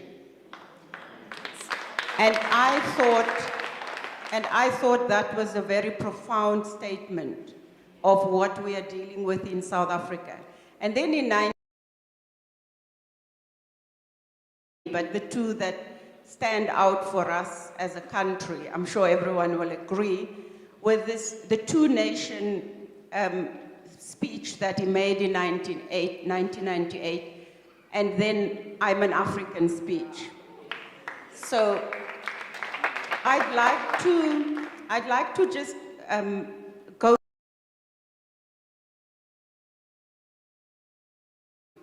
In South Africa right now, we do not yet have a nation. We have two major groups, the oppressed and the oppressors.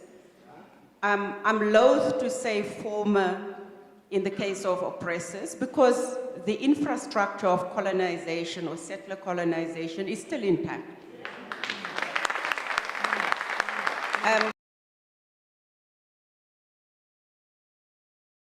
Completely controlled by white people. Yes.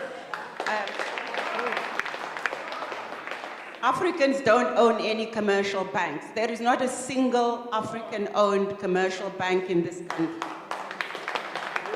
We don't control the food chain, from the farming to taking it to pick and pay. We have no control over that.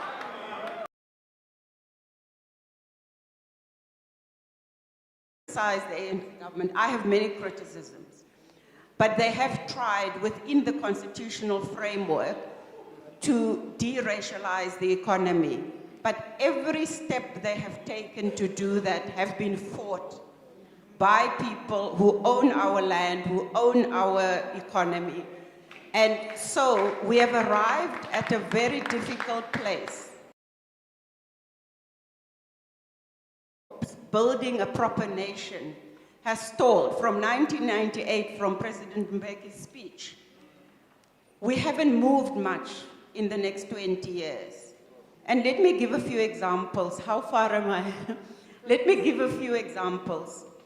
A nation state, and I'm very interested in your analysis and your view of, and I'll I'll say it by way of saying we do not have a nation in this country. Between us and the descendants of those who came to the country from Europe, we don't share a common set of values, and I'll explain that.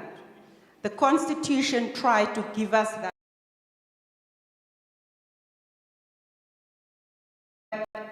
The minority does not accept that. Otherwise, they would not fight the government when the government says through the charter, like the mining charter, they would accept the concept of deracializing the economy. They would accept employment equity, and we wouldn't have the kind of figures we have now. So we don't share a value, we don't share culture. Our heroes, we don't share a history either. Their heroes are Verwoerd, de Klerk, P.W. Botha. Our heroes are Sobukwe, and I'm Black Consciousness and PAC, so Sobukwe starts, Sisulu. Venerate Mandela is because they believe that he's talking about reconciliation, gave them a free pass. And that's why. So we do not have anything in common with each other except the geography. But geography cannot denote nationhood. Finally, I've got 2 minutes. I'd like to propose, and I agree with His Excellency, I think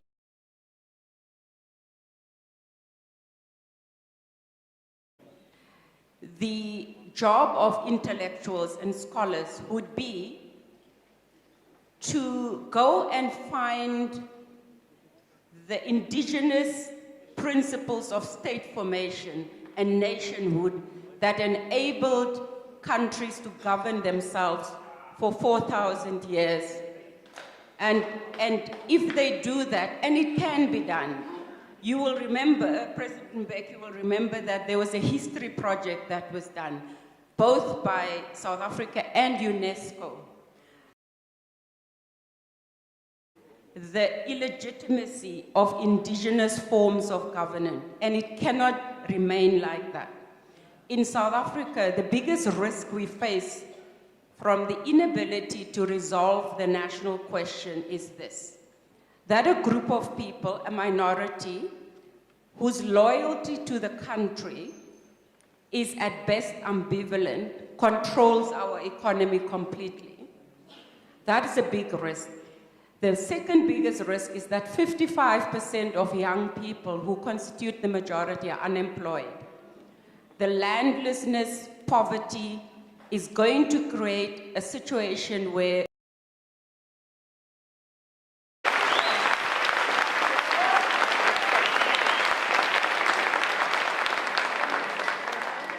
Thanks, Alice Christine. I think that's robust food for thought. Without further ado, I'd like Professor Adesina to tease out some of these issues. I know that he's got a lot to say about post-ethnicity.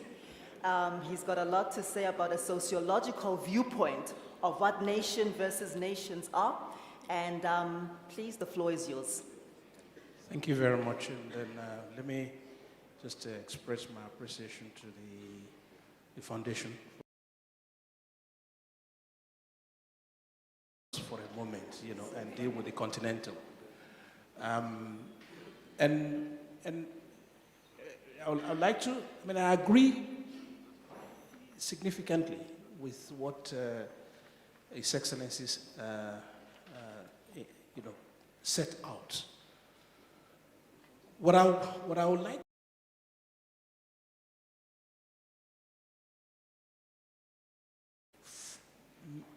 ways of addressing what is called the nationality question. And whatever the definition may be, on the African continent, the nationality question tends to coincide with ethnic identities. Now, the ethnic identities themselves are not fixed. They've evolved over time. And in a number of cases, they were interrupted by colonialism. In other cases, they were invented and ossified by colonial modalities of governance. Okay. The experience, however, and Ethiopia is an example. Experience on the continent is that when we structure our political system along ethnic identities, the ethnic identities don't dissipate, they ossify. Okay? They don't. And many of the invented communities in terms of ethnicity themselves are in some cases products of post-colonial, not just even in terms of the colonial fragmentation. So for instance, what does it mean to say or somebody is Igbo? You have a whole movement in the country at the moment talking about a secession movement. Now, I will agree with you on this, and this is central. It has to be a way in which we structure our debate. I'm a Pan-Africanist. I don't see how a retreat into ethnic identities can resolve any of our problems. Look, if you give me the God's power to do this, I'll reduce African countries to just 10.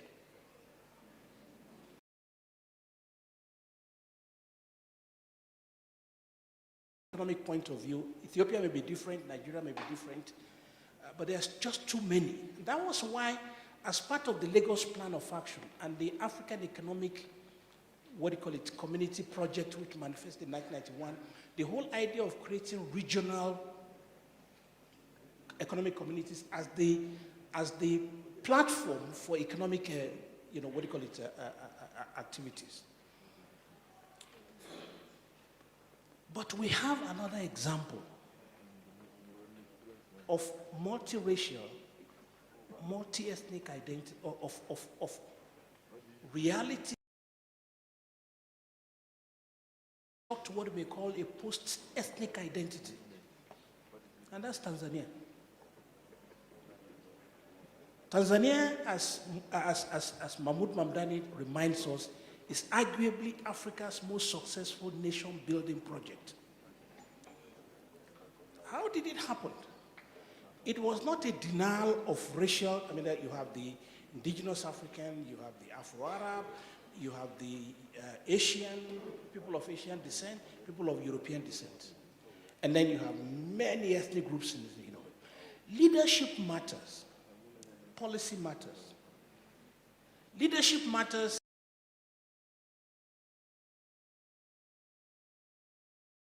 Identity. So if you remember this, within a few months of Tanganyika then becoming independent, a bill was brought to the parliament which said that citizenship of Tanganyika would be restricted to only indigenous Africans. You have the Afro-Arabs, you have the people of Asiatic background, you have the people of European background, and so that, Mwalimu, it was part of the, he opposed it vehemently. It was part of the reason why he resigned as Prime Minister. Within a few months, to be done in terms of Now, this is not the same thing as not being sensitive to racism and people will remember that clubs were closed down. These golf clubs were closed down because they denied membership to indigenous Africans. There was a safari hotel that was closed down. There were some British who were expelled from Tanganyika for racism. So the leadership itself becomes important because, look, this is elite politics. Okay? The same thing in Kenya. When you have politics organized around almost ethnic warlords, people who claim they represent their own ethnicity and things like that, when on the ground, it makes no difference to the Hausa person In Maiduguri, for instance, the problem of poverty and inequality is what produced Boko Haram. But what did Tanzania do? Because, you know, a lot of the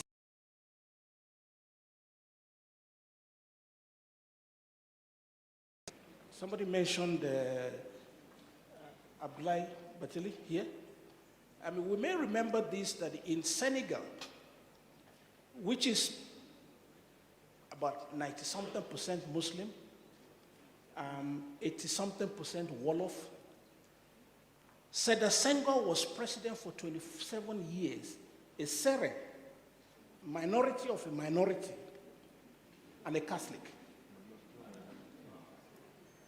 So let me come back to Tanzania, because the Tanzanian example is important, where policy, leadership matters, but policy matters.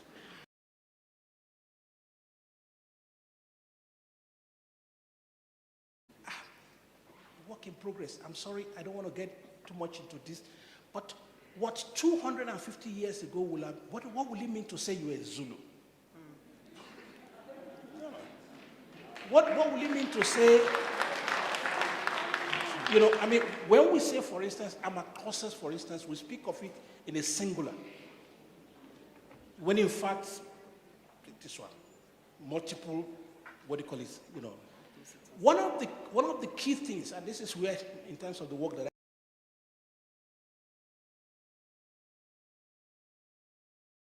I call, what we still need to call nation building.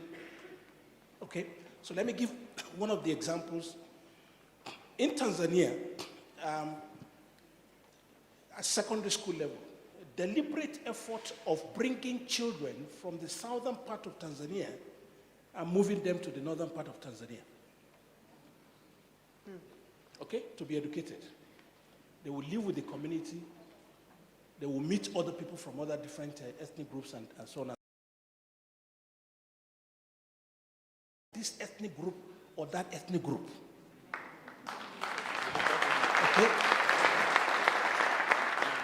Let me. That's just one example. Language is another example. We talked about 11 languages in South Africa. Well,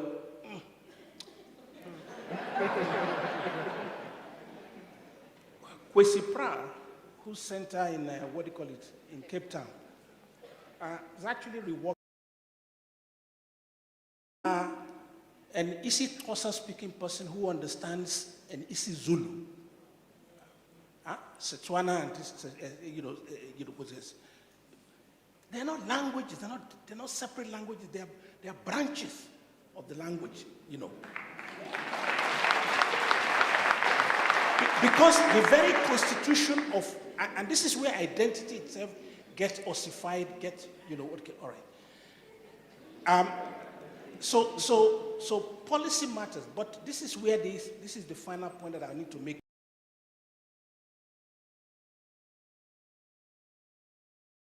The ability to use public policy to build national cohesion requires a definable place for the public sector. Private market does not inherit social objectives. So the idea, if your education is fragmented, and I think Ethiopia has a lot of advantages in this. So in other words, in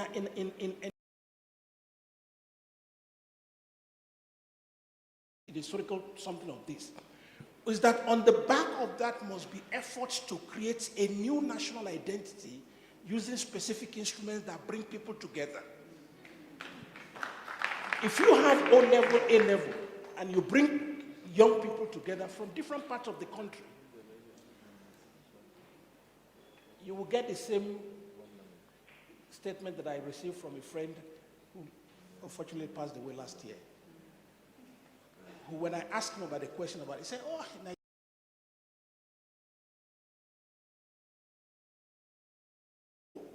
that was a learning from it, from Tanzania, to create what they call federal secondary schools, where you make sure that people in that secondary school are drawn from all over the country.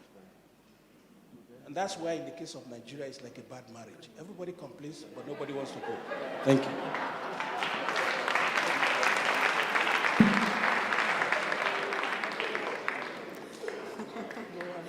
Thank you, Professor Adesina.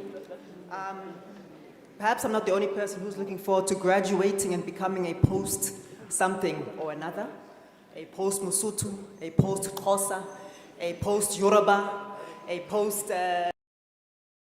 one round of questions because I like to think of myself as a servant leader, so I have been asked to serve the interest of time and take about 4 questions. And I ask us all to resist the impulse to become a co-panelist unofficially and keep our remarks extremely succinct. Please don't allow me to release my inner Stalinism, and please keep your remarks very, very brief.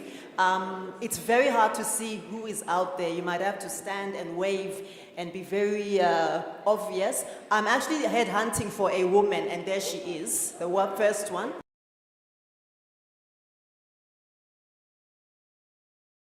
Right arm, because it's dark, thank you, you are noted. Third one. At the back, okay, very, very at the back. And then there's somebody with a stripe. So in that order, I'll take the questions, and I'm sorry, we are closed from there. So the pink arm, can a microphone reach her very quickly? Thank you.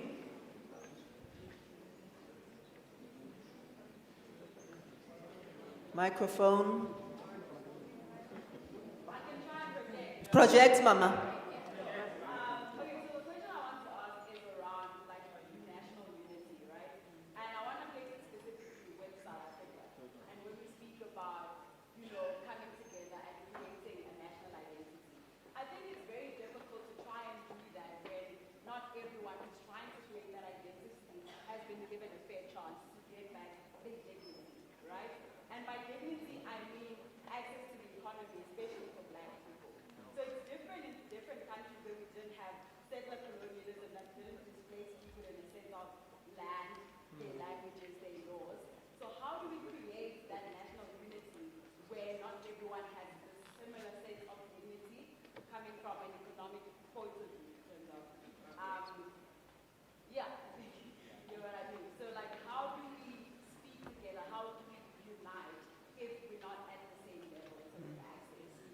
Thank you. Thank you for being brief.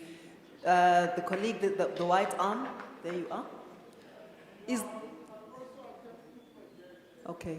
So just before you project, can I ask the organizers, where is the mic? Because colleagues, we're not hearing them as clearly as they deserve to be heard. Anyway, project in the meantime.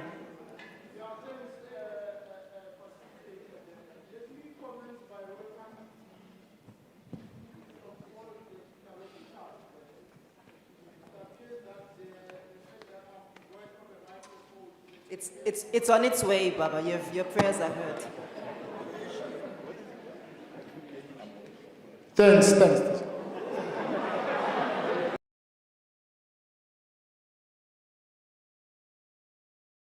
By all interlocutors there, in particular the main speaker, His Excellency Hailemariam. My question is rather concise. His Excellency made reference to the fact that in building a nation or in defining a nation, various characteristics must be looked at, and in particular the fact that a nation is defined by its common objectives, and in particular its common political objectives. And my question is, would you not concede, His Excellency, that perhaps Karl Marx was onto something here when he argued that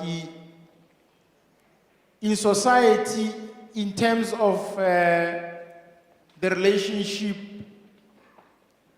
between social classes, you need to look at their relationship in terms of the means of production, and that there are only 2 class formations in society, the capitalists and the proletarians. Would you not concede that The Communist International was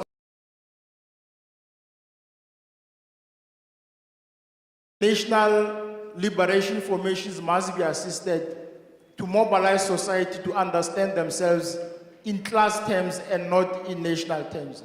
Thanks. Thank you. And then there was, there was the person with a stripy sleeve and then somebody at the very back. And I'm also aware that I didn't even look this way, so I'll use my discretion for one more question from this side of the room to the left. Thank you very much, Program Director. Thank you very much, Program Director. My name is Kwame. I'm a SRC member here at UNISA. Now, probably I want to start by the argument about neocolonialism infiltrating in Africa, and it has fully divided Africa the way it's on its own. And the Fed has stipulated that Africa is divided into 4 parts: the Francophone, the Lusophone, the Anglophone, as well as the Arab. The Arab, you'll recall, that is that part of the Africa which is in the north. Then is the other part of the west, which is the Anglophone, and we as in South Africa, in the part of SADC. Then it was President Thabo Mbeki who argued with a brother leader, the late brother leader, may he so rest in peace, in 2002 or 2004, I forgot the year, because some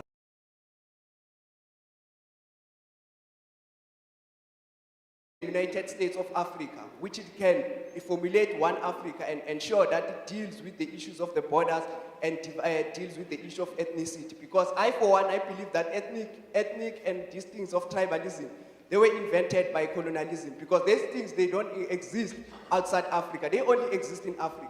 And it's upon us, we must ask our question, why do they exist in Africa? It shows that colonialism, when it came in here, it invented ethics so that we can be divided as Africans. We cannot be formulated using the natural selections of Charles Darwin. But in living for that, then there's the question.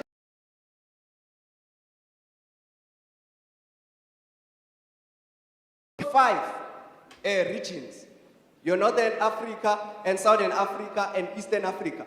Why are we not using those regions to formulate and using a theory of gradualism to form a United States of Africa, so that we can have, maybe we have 5 African countries. We've made them into 5 African countries. We gave them a state in independence. We have a Republic of Southern Africa, which is going to formulate and ensure that in Africa, in Southern Africa, it's one country. And we also have a North African country, which is going to be one. My brother, I'm going to intervene in the interest of time. But yes, I think that your question has been well understood. Yes. Thank you very much. I'm Nevari. At least I'm not a scholar nor an engineer. I wish I'll be one in the future. But I think I just want to venture into one aspect. I think many people who have asked the question have actually ventured into it. The aspect of economic transformation versus a national question. And I think many African leaders are too good on political rhetorics. They don't speak much about the economy. And I think in the center of our problem, and why we have all this sporadic, what Prime Minister called fights amongst ourselves, is that we battle for economic, opportunities. And there's no way that we can speak about African integration if we don't deal with the issue of economic transformation. Primarily because, for example, if you can come to this country, you realize that if you are not from a certain region, even to get a bit of employment, you'll be asked, where do you come from? Who is this one? So in my own narrow analysis is that we need to focus more on economic transformation so that we can be able to integrate ourselves. But if we don't do that, the end game will be that we won't be able to have what we seek to do in an African state. And I want to ask a simple question. What is the practical steps? United African State. Thank you very much. Thank you. Thank you, sir. And the last question from this side. Okay.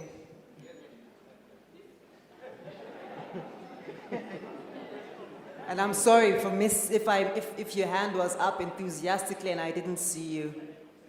Thank you. I wanted to talk about the pervasiveness of the North Atlantic culture on the youth of Africa. There's a song by a metal band called Rammstein that goes, "We're all living in America," right? And since we can't legislate people's thoughts, I just wanted to know from federated state, does the education ministry depend on where someone is, or do they actually use that as a way to engender that kind of unity in the country? Thank you. Thank you very much. So some robust questions, I'll summarize them very briefly. So the question of national unity and the unequal stake in that unity, particularly in the context of settler South Africa as a settler colonial state, and what the characteristics would be to offer us the notion of a federated state and federated identities even perhaps, and the notion of 5 different nodes of Africa. So using the existing regional economic blocks to become perhaps 5 nations or the 10 nations which were recommended here on the panel, and whether tribalism is truly an invented idea. How do we then reinvent it, uninvent it, and dislocate ourselves from it?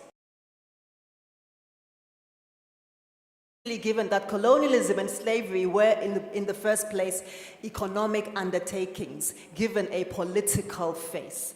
And I would like to ask His Excellency to respond to these questions. Thank you, sir.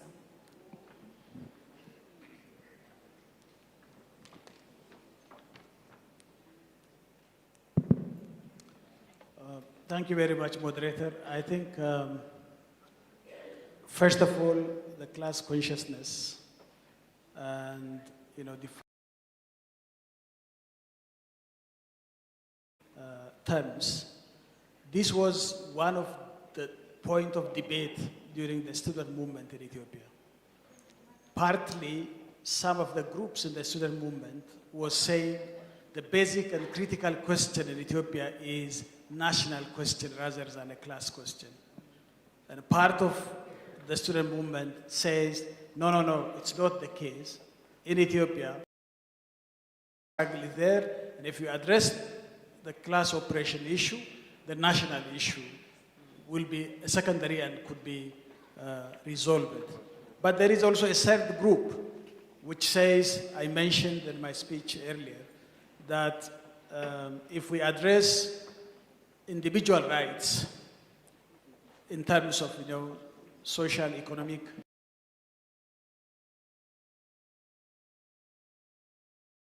these are the 3 groups fighting and debating ideologically and politically. But I think from the exercises we had in Ethiopia, I also personally believe that the class issue should come first. And that is the main problem that has to be resolved.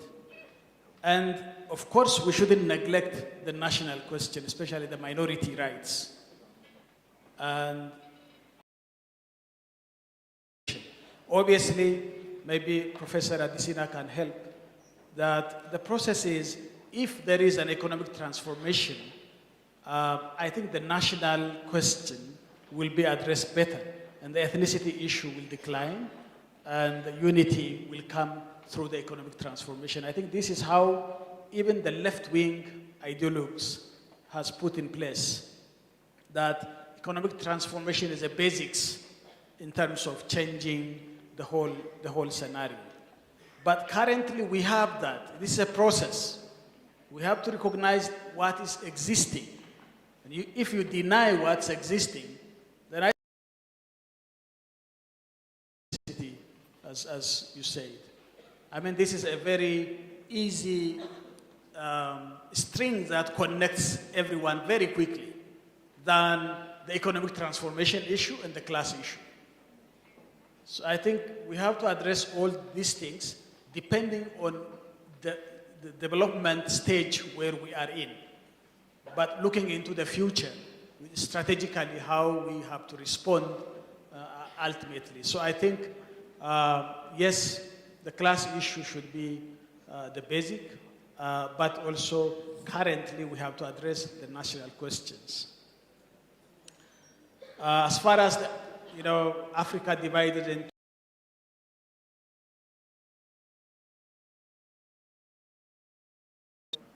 we should have Africophone.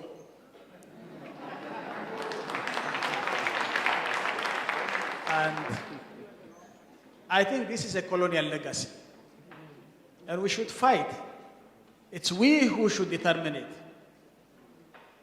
I mean, it depends on us.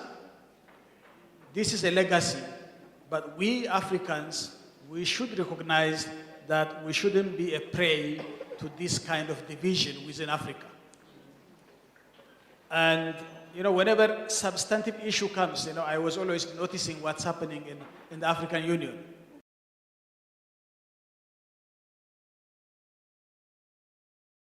Their own agenda, every one of them, they have their own agenda. The lobby processes that's going on is huge.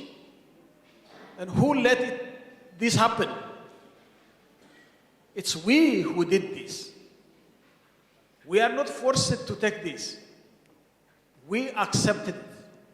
So I think the problem is with us, not with the colonial masters. So I think we have to resolve ourselves, be unified, be strong, be bold in fighting this legacy. I think this is how we have to do. Yes, Africa has a vision to have a United States of Africa. But is it possible now? First, along the regional communities. Has SADC been integrated first before talking about African Union? First, we have to integrate with SADC, ECOWAS, and, the Central African Economic Community, the East African Economic Community. Even in East Africa, it's fragmented. We have IGAD on one side, the East Africa Community on the other side. We are even not organized, let alone becoming African United States of Africa. So I think we have to work out our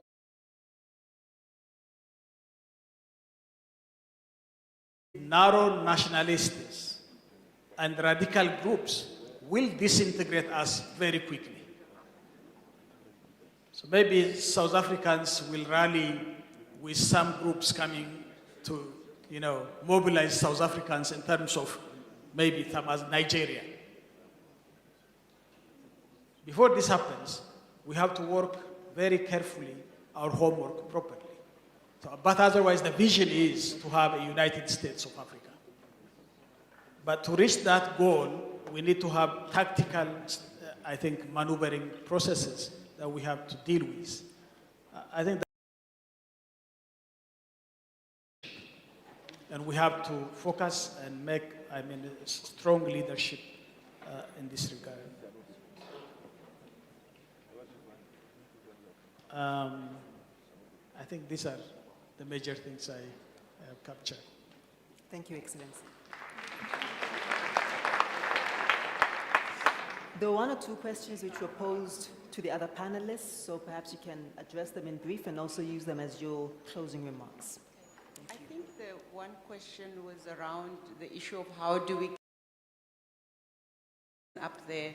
I think the major problem in South Africa is the powerlessness and landlessness and poverty of 90%, 91% of the population, and the amassing of wealth in the hands of the minority, the 9%.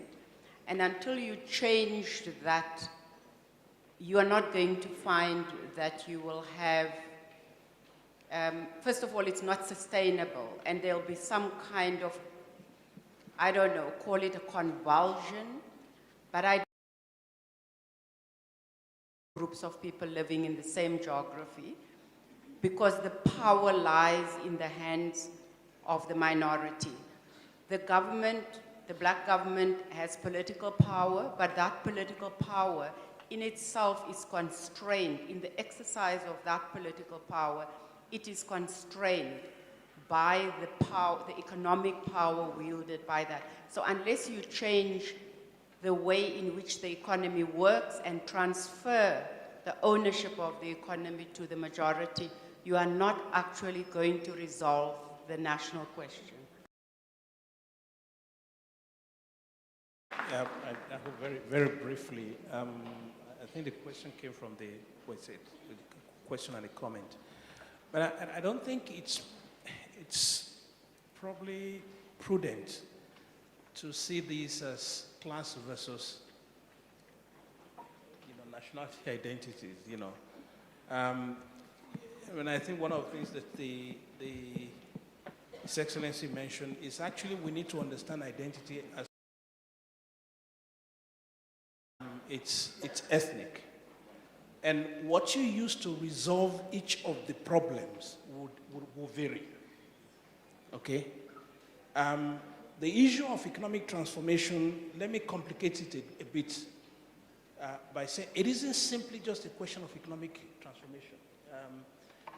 One of the things that we often forget in reading the nationalist history, well, we use nationalists, but anti-colonial movement history in Africa is that in your attempt to enhance economic prosperity, you also have to, which in many cases coincided with colonial, modes of economic activities and so on, and special something and this and that. And therefore, you have to pay attention to how in your economic development planning itself, even when it may not seem to be economically viable, there are actually deliberate spreading of industries, there is spreading of economic activities across the country. It's important. So you're not going to, the working class in Johannesburg, the working class in Lagos, the working class in Dakar, but once you get outside of Dakar, it's empty land, okay? And I think in one of the damage that structural adjustment did to us, and I think what they call Lagos Plan of Action, again, I'll go back to it, recognize this in terms of the regional dimension of this. So if you think in national terms, what this debate is about at regional level, Gunnar Milda will talk. There's the spread effect, okay, which is the positive spread effect, but there's also what they call the backwash effect. That regions that are already economically endowed tend to attract new economic investment, and then tends to leave regions that are less economically endowed actually more and more, desolate.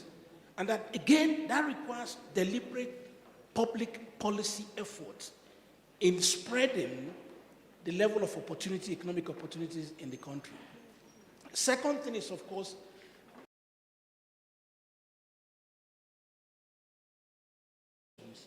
is the redistributive dimensions of what happens in terms of the economic opportunities available.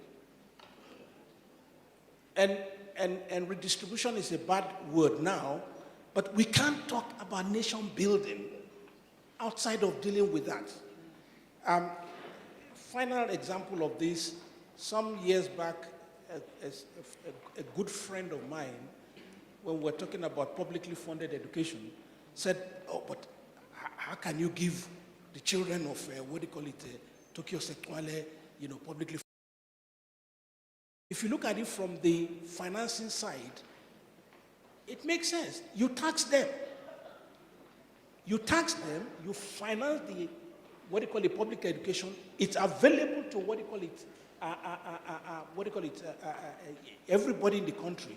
And your national pyramidal population pyramid will show you that the poorer segment of the population that will benefit are the larger part of the population.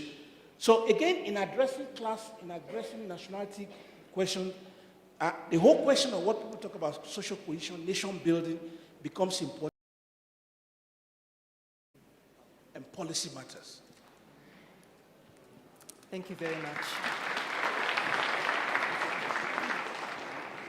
I won't even attempt to summarize, but I will attempt to say that we need to fight and win more battles of Adwa. That is the inspiration that comes from this evening, because surely there are many more battlefronts, whether in the economy, whether the ongoing globalized occupation of our cultures, of our languages, linguistic occupations, economic occupations, political occupations, and identity occupations. But I hope that we can win many more battles of Adwa. I'd like to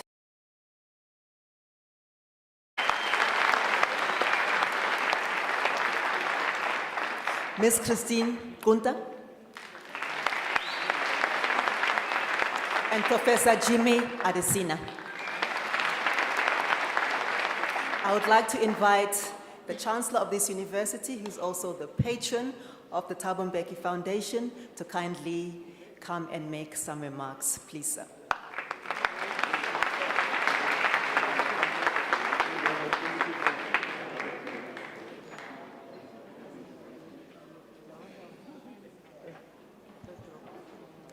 Well, Leuhang has made my remarks for me.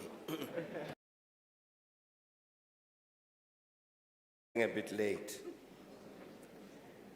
But I was saying she's made my remarks to say, because I also wanted to thank Prime Minister Hailemariam here and the rest of the panelists on this matter. And really basically to say maybe 2-3 things. I think we should come at this matter in the practical manner that they suggested. It's a real problem, this. It's not a philosophical problem. You have Somalia torn apart. Millions of people, lots of people have been dying there now for decades because this problem has not been solved. You have serious problems around the Sahel. People dying in Mali, in Niger, in Burkina Faso. Read it in the South African newspapers, terrorism and all this. This problem hasn't been solved. Libya is tearing itself apart.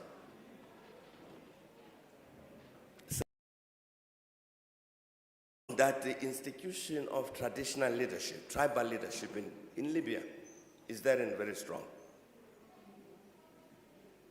So when you read these things about people from Benghazi, from people from Misrata, people from somewhere, it also reflects the failure to solve this problem. What Professor Adesina was saying about Nigeria, you hear people now in Nigeria who are saying, we want the second edition of Biafra. And we know how destructive that civil war was.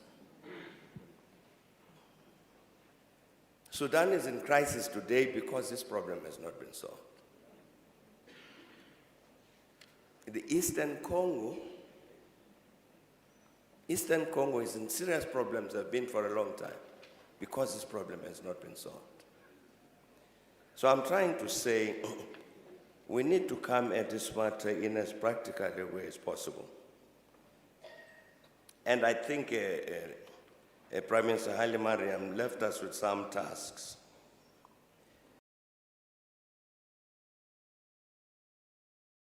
To resolve this question. For instance, he says, how should we organize society so that there is shared power, there's shared resources, there's integration, and no center against a periphery? That's a major issue. That if you don't achieve this, you will not solve the national question. And therefore you will have neither peace nor democracy.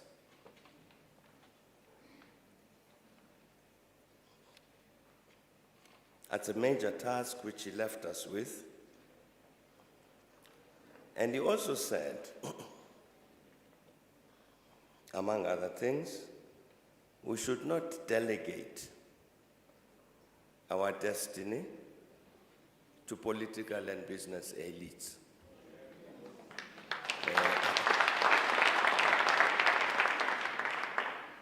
And therefore, we need to be involved in the struggle to fashion our destiny. And he said we need to be organized to do that. How do we do it?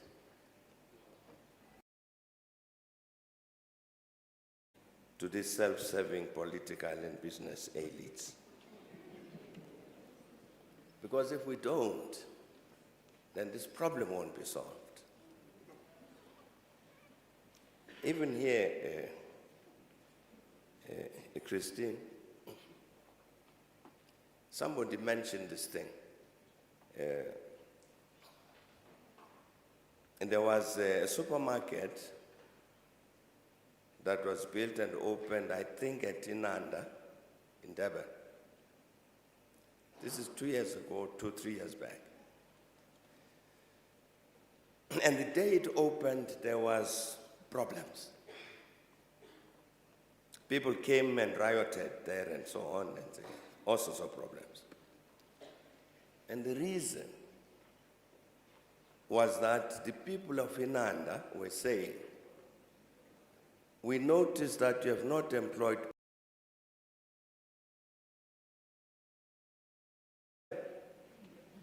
people were throwing stones and at one another physically.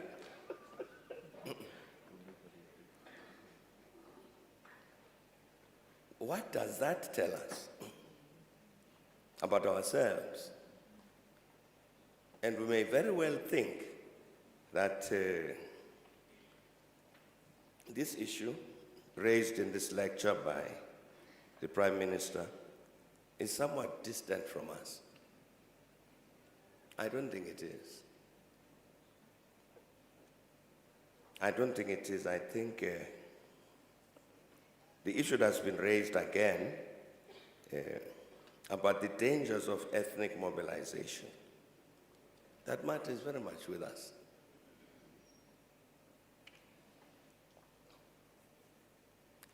In the end, I'm saying the Prime Minister, our panelists have left us with an important task.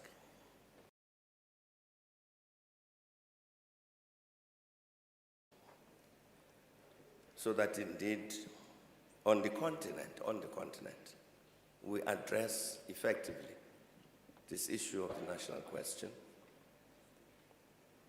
so that we are then able to address these other questions of peace, democracy, I should add, and development. So I think let's go and eat something, if there's any food left. But thanks a lot to Prime Minister Hailemariam and our panelists. And Lebogang, thanks. Thanks a lot.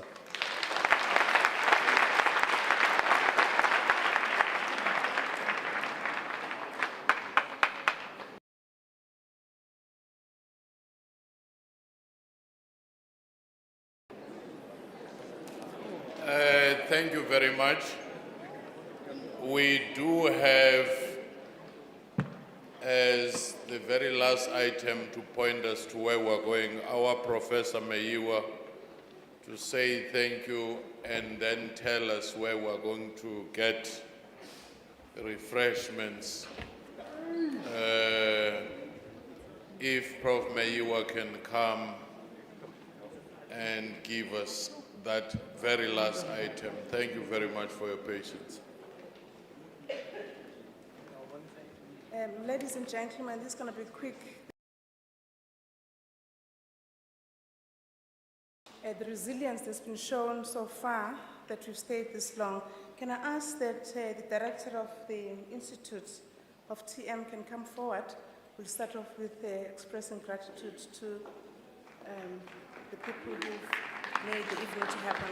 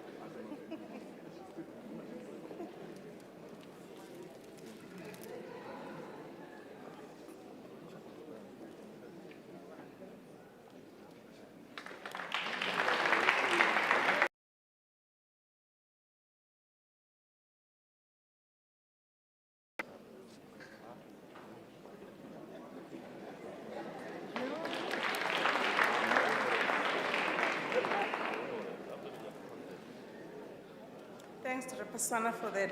Just quickly, colleagues, to thank the Chancellor for being with us, to thank the family for also allowing us to share the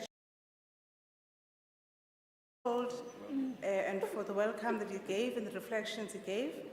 To thank the Foundation for partnering us in co-hosting the lecture. To thank the facilitator for the great work that you did with your team of all the discussants. And thank the Program Director, Dr. Fikeni.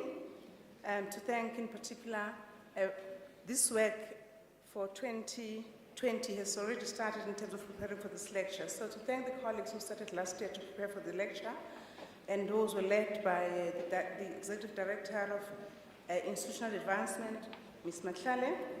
To thank in particular the lady who's left, actually, Pinda Matlala, who set the stage with beautiful music. Thank you in her absentia, I don't see her anymore.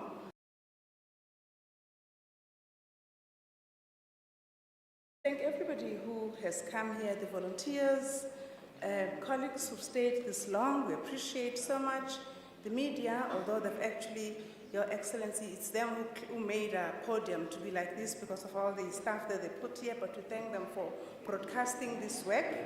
We thank the people that you possibly would not have seen, but the fire, the medical emergency services that were on standby, and to thank the sound colleagues, video production, and all of the people who, and the photographers, Tunisia, who've done all the work behind the scenes for the entire leading up to now, and to thank the catering services who shall give us food at midnight, but that's fine, we are happy for that.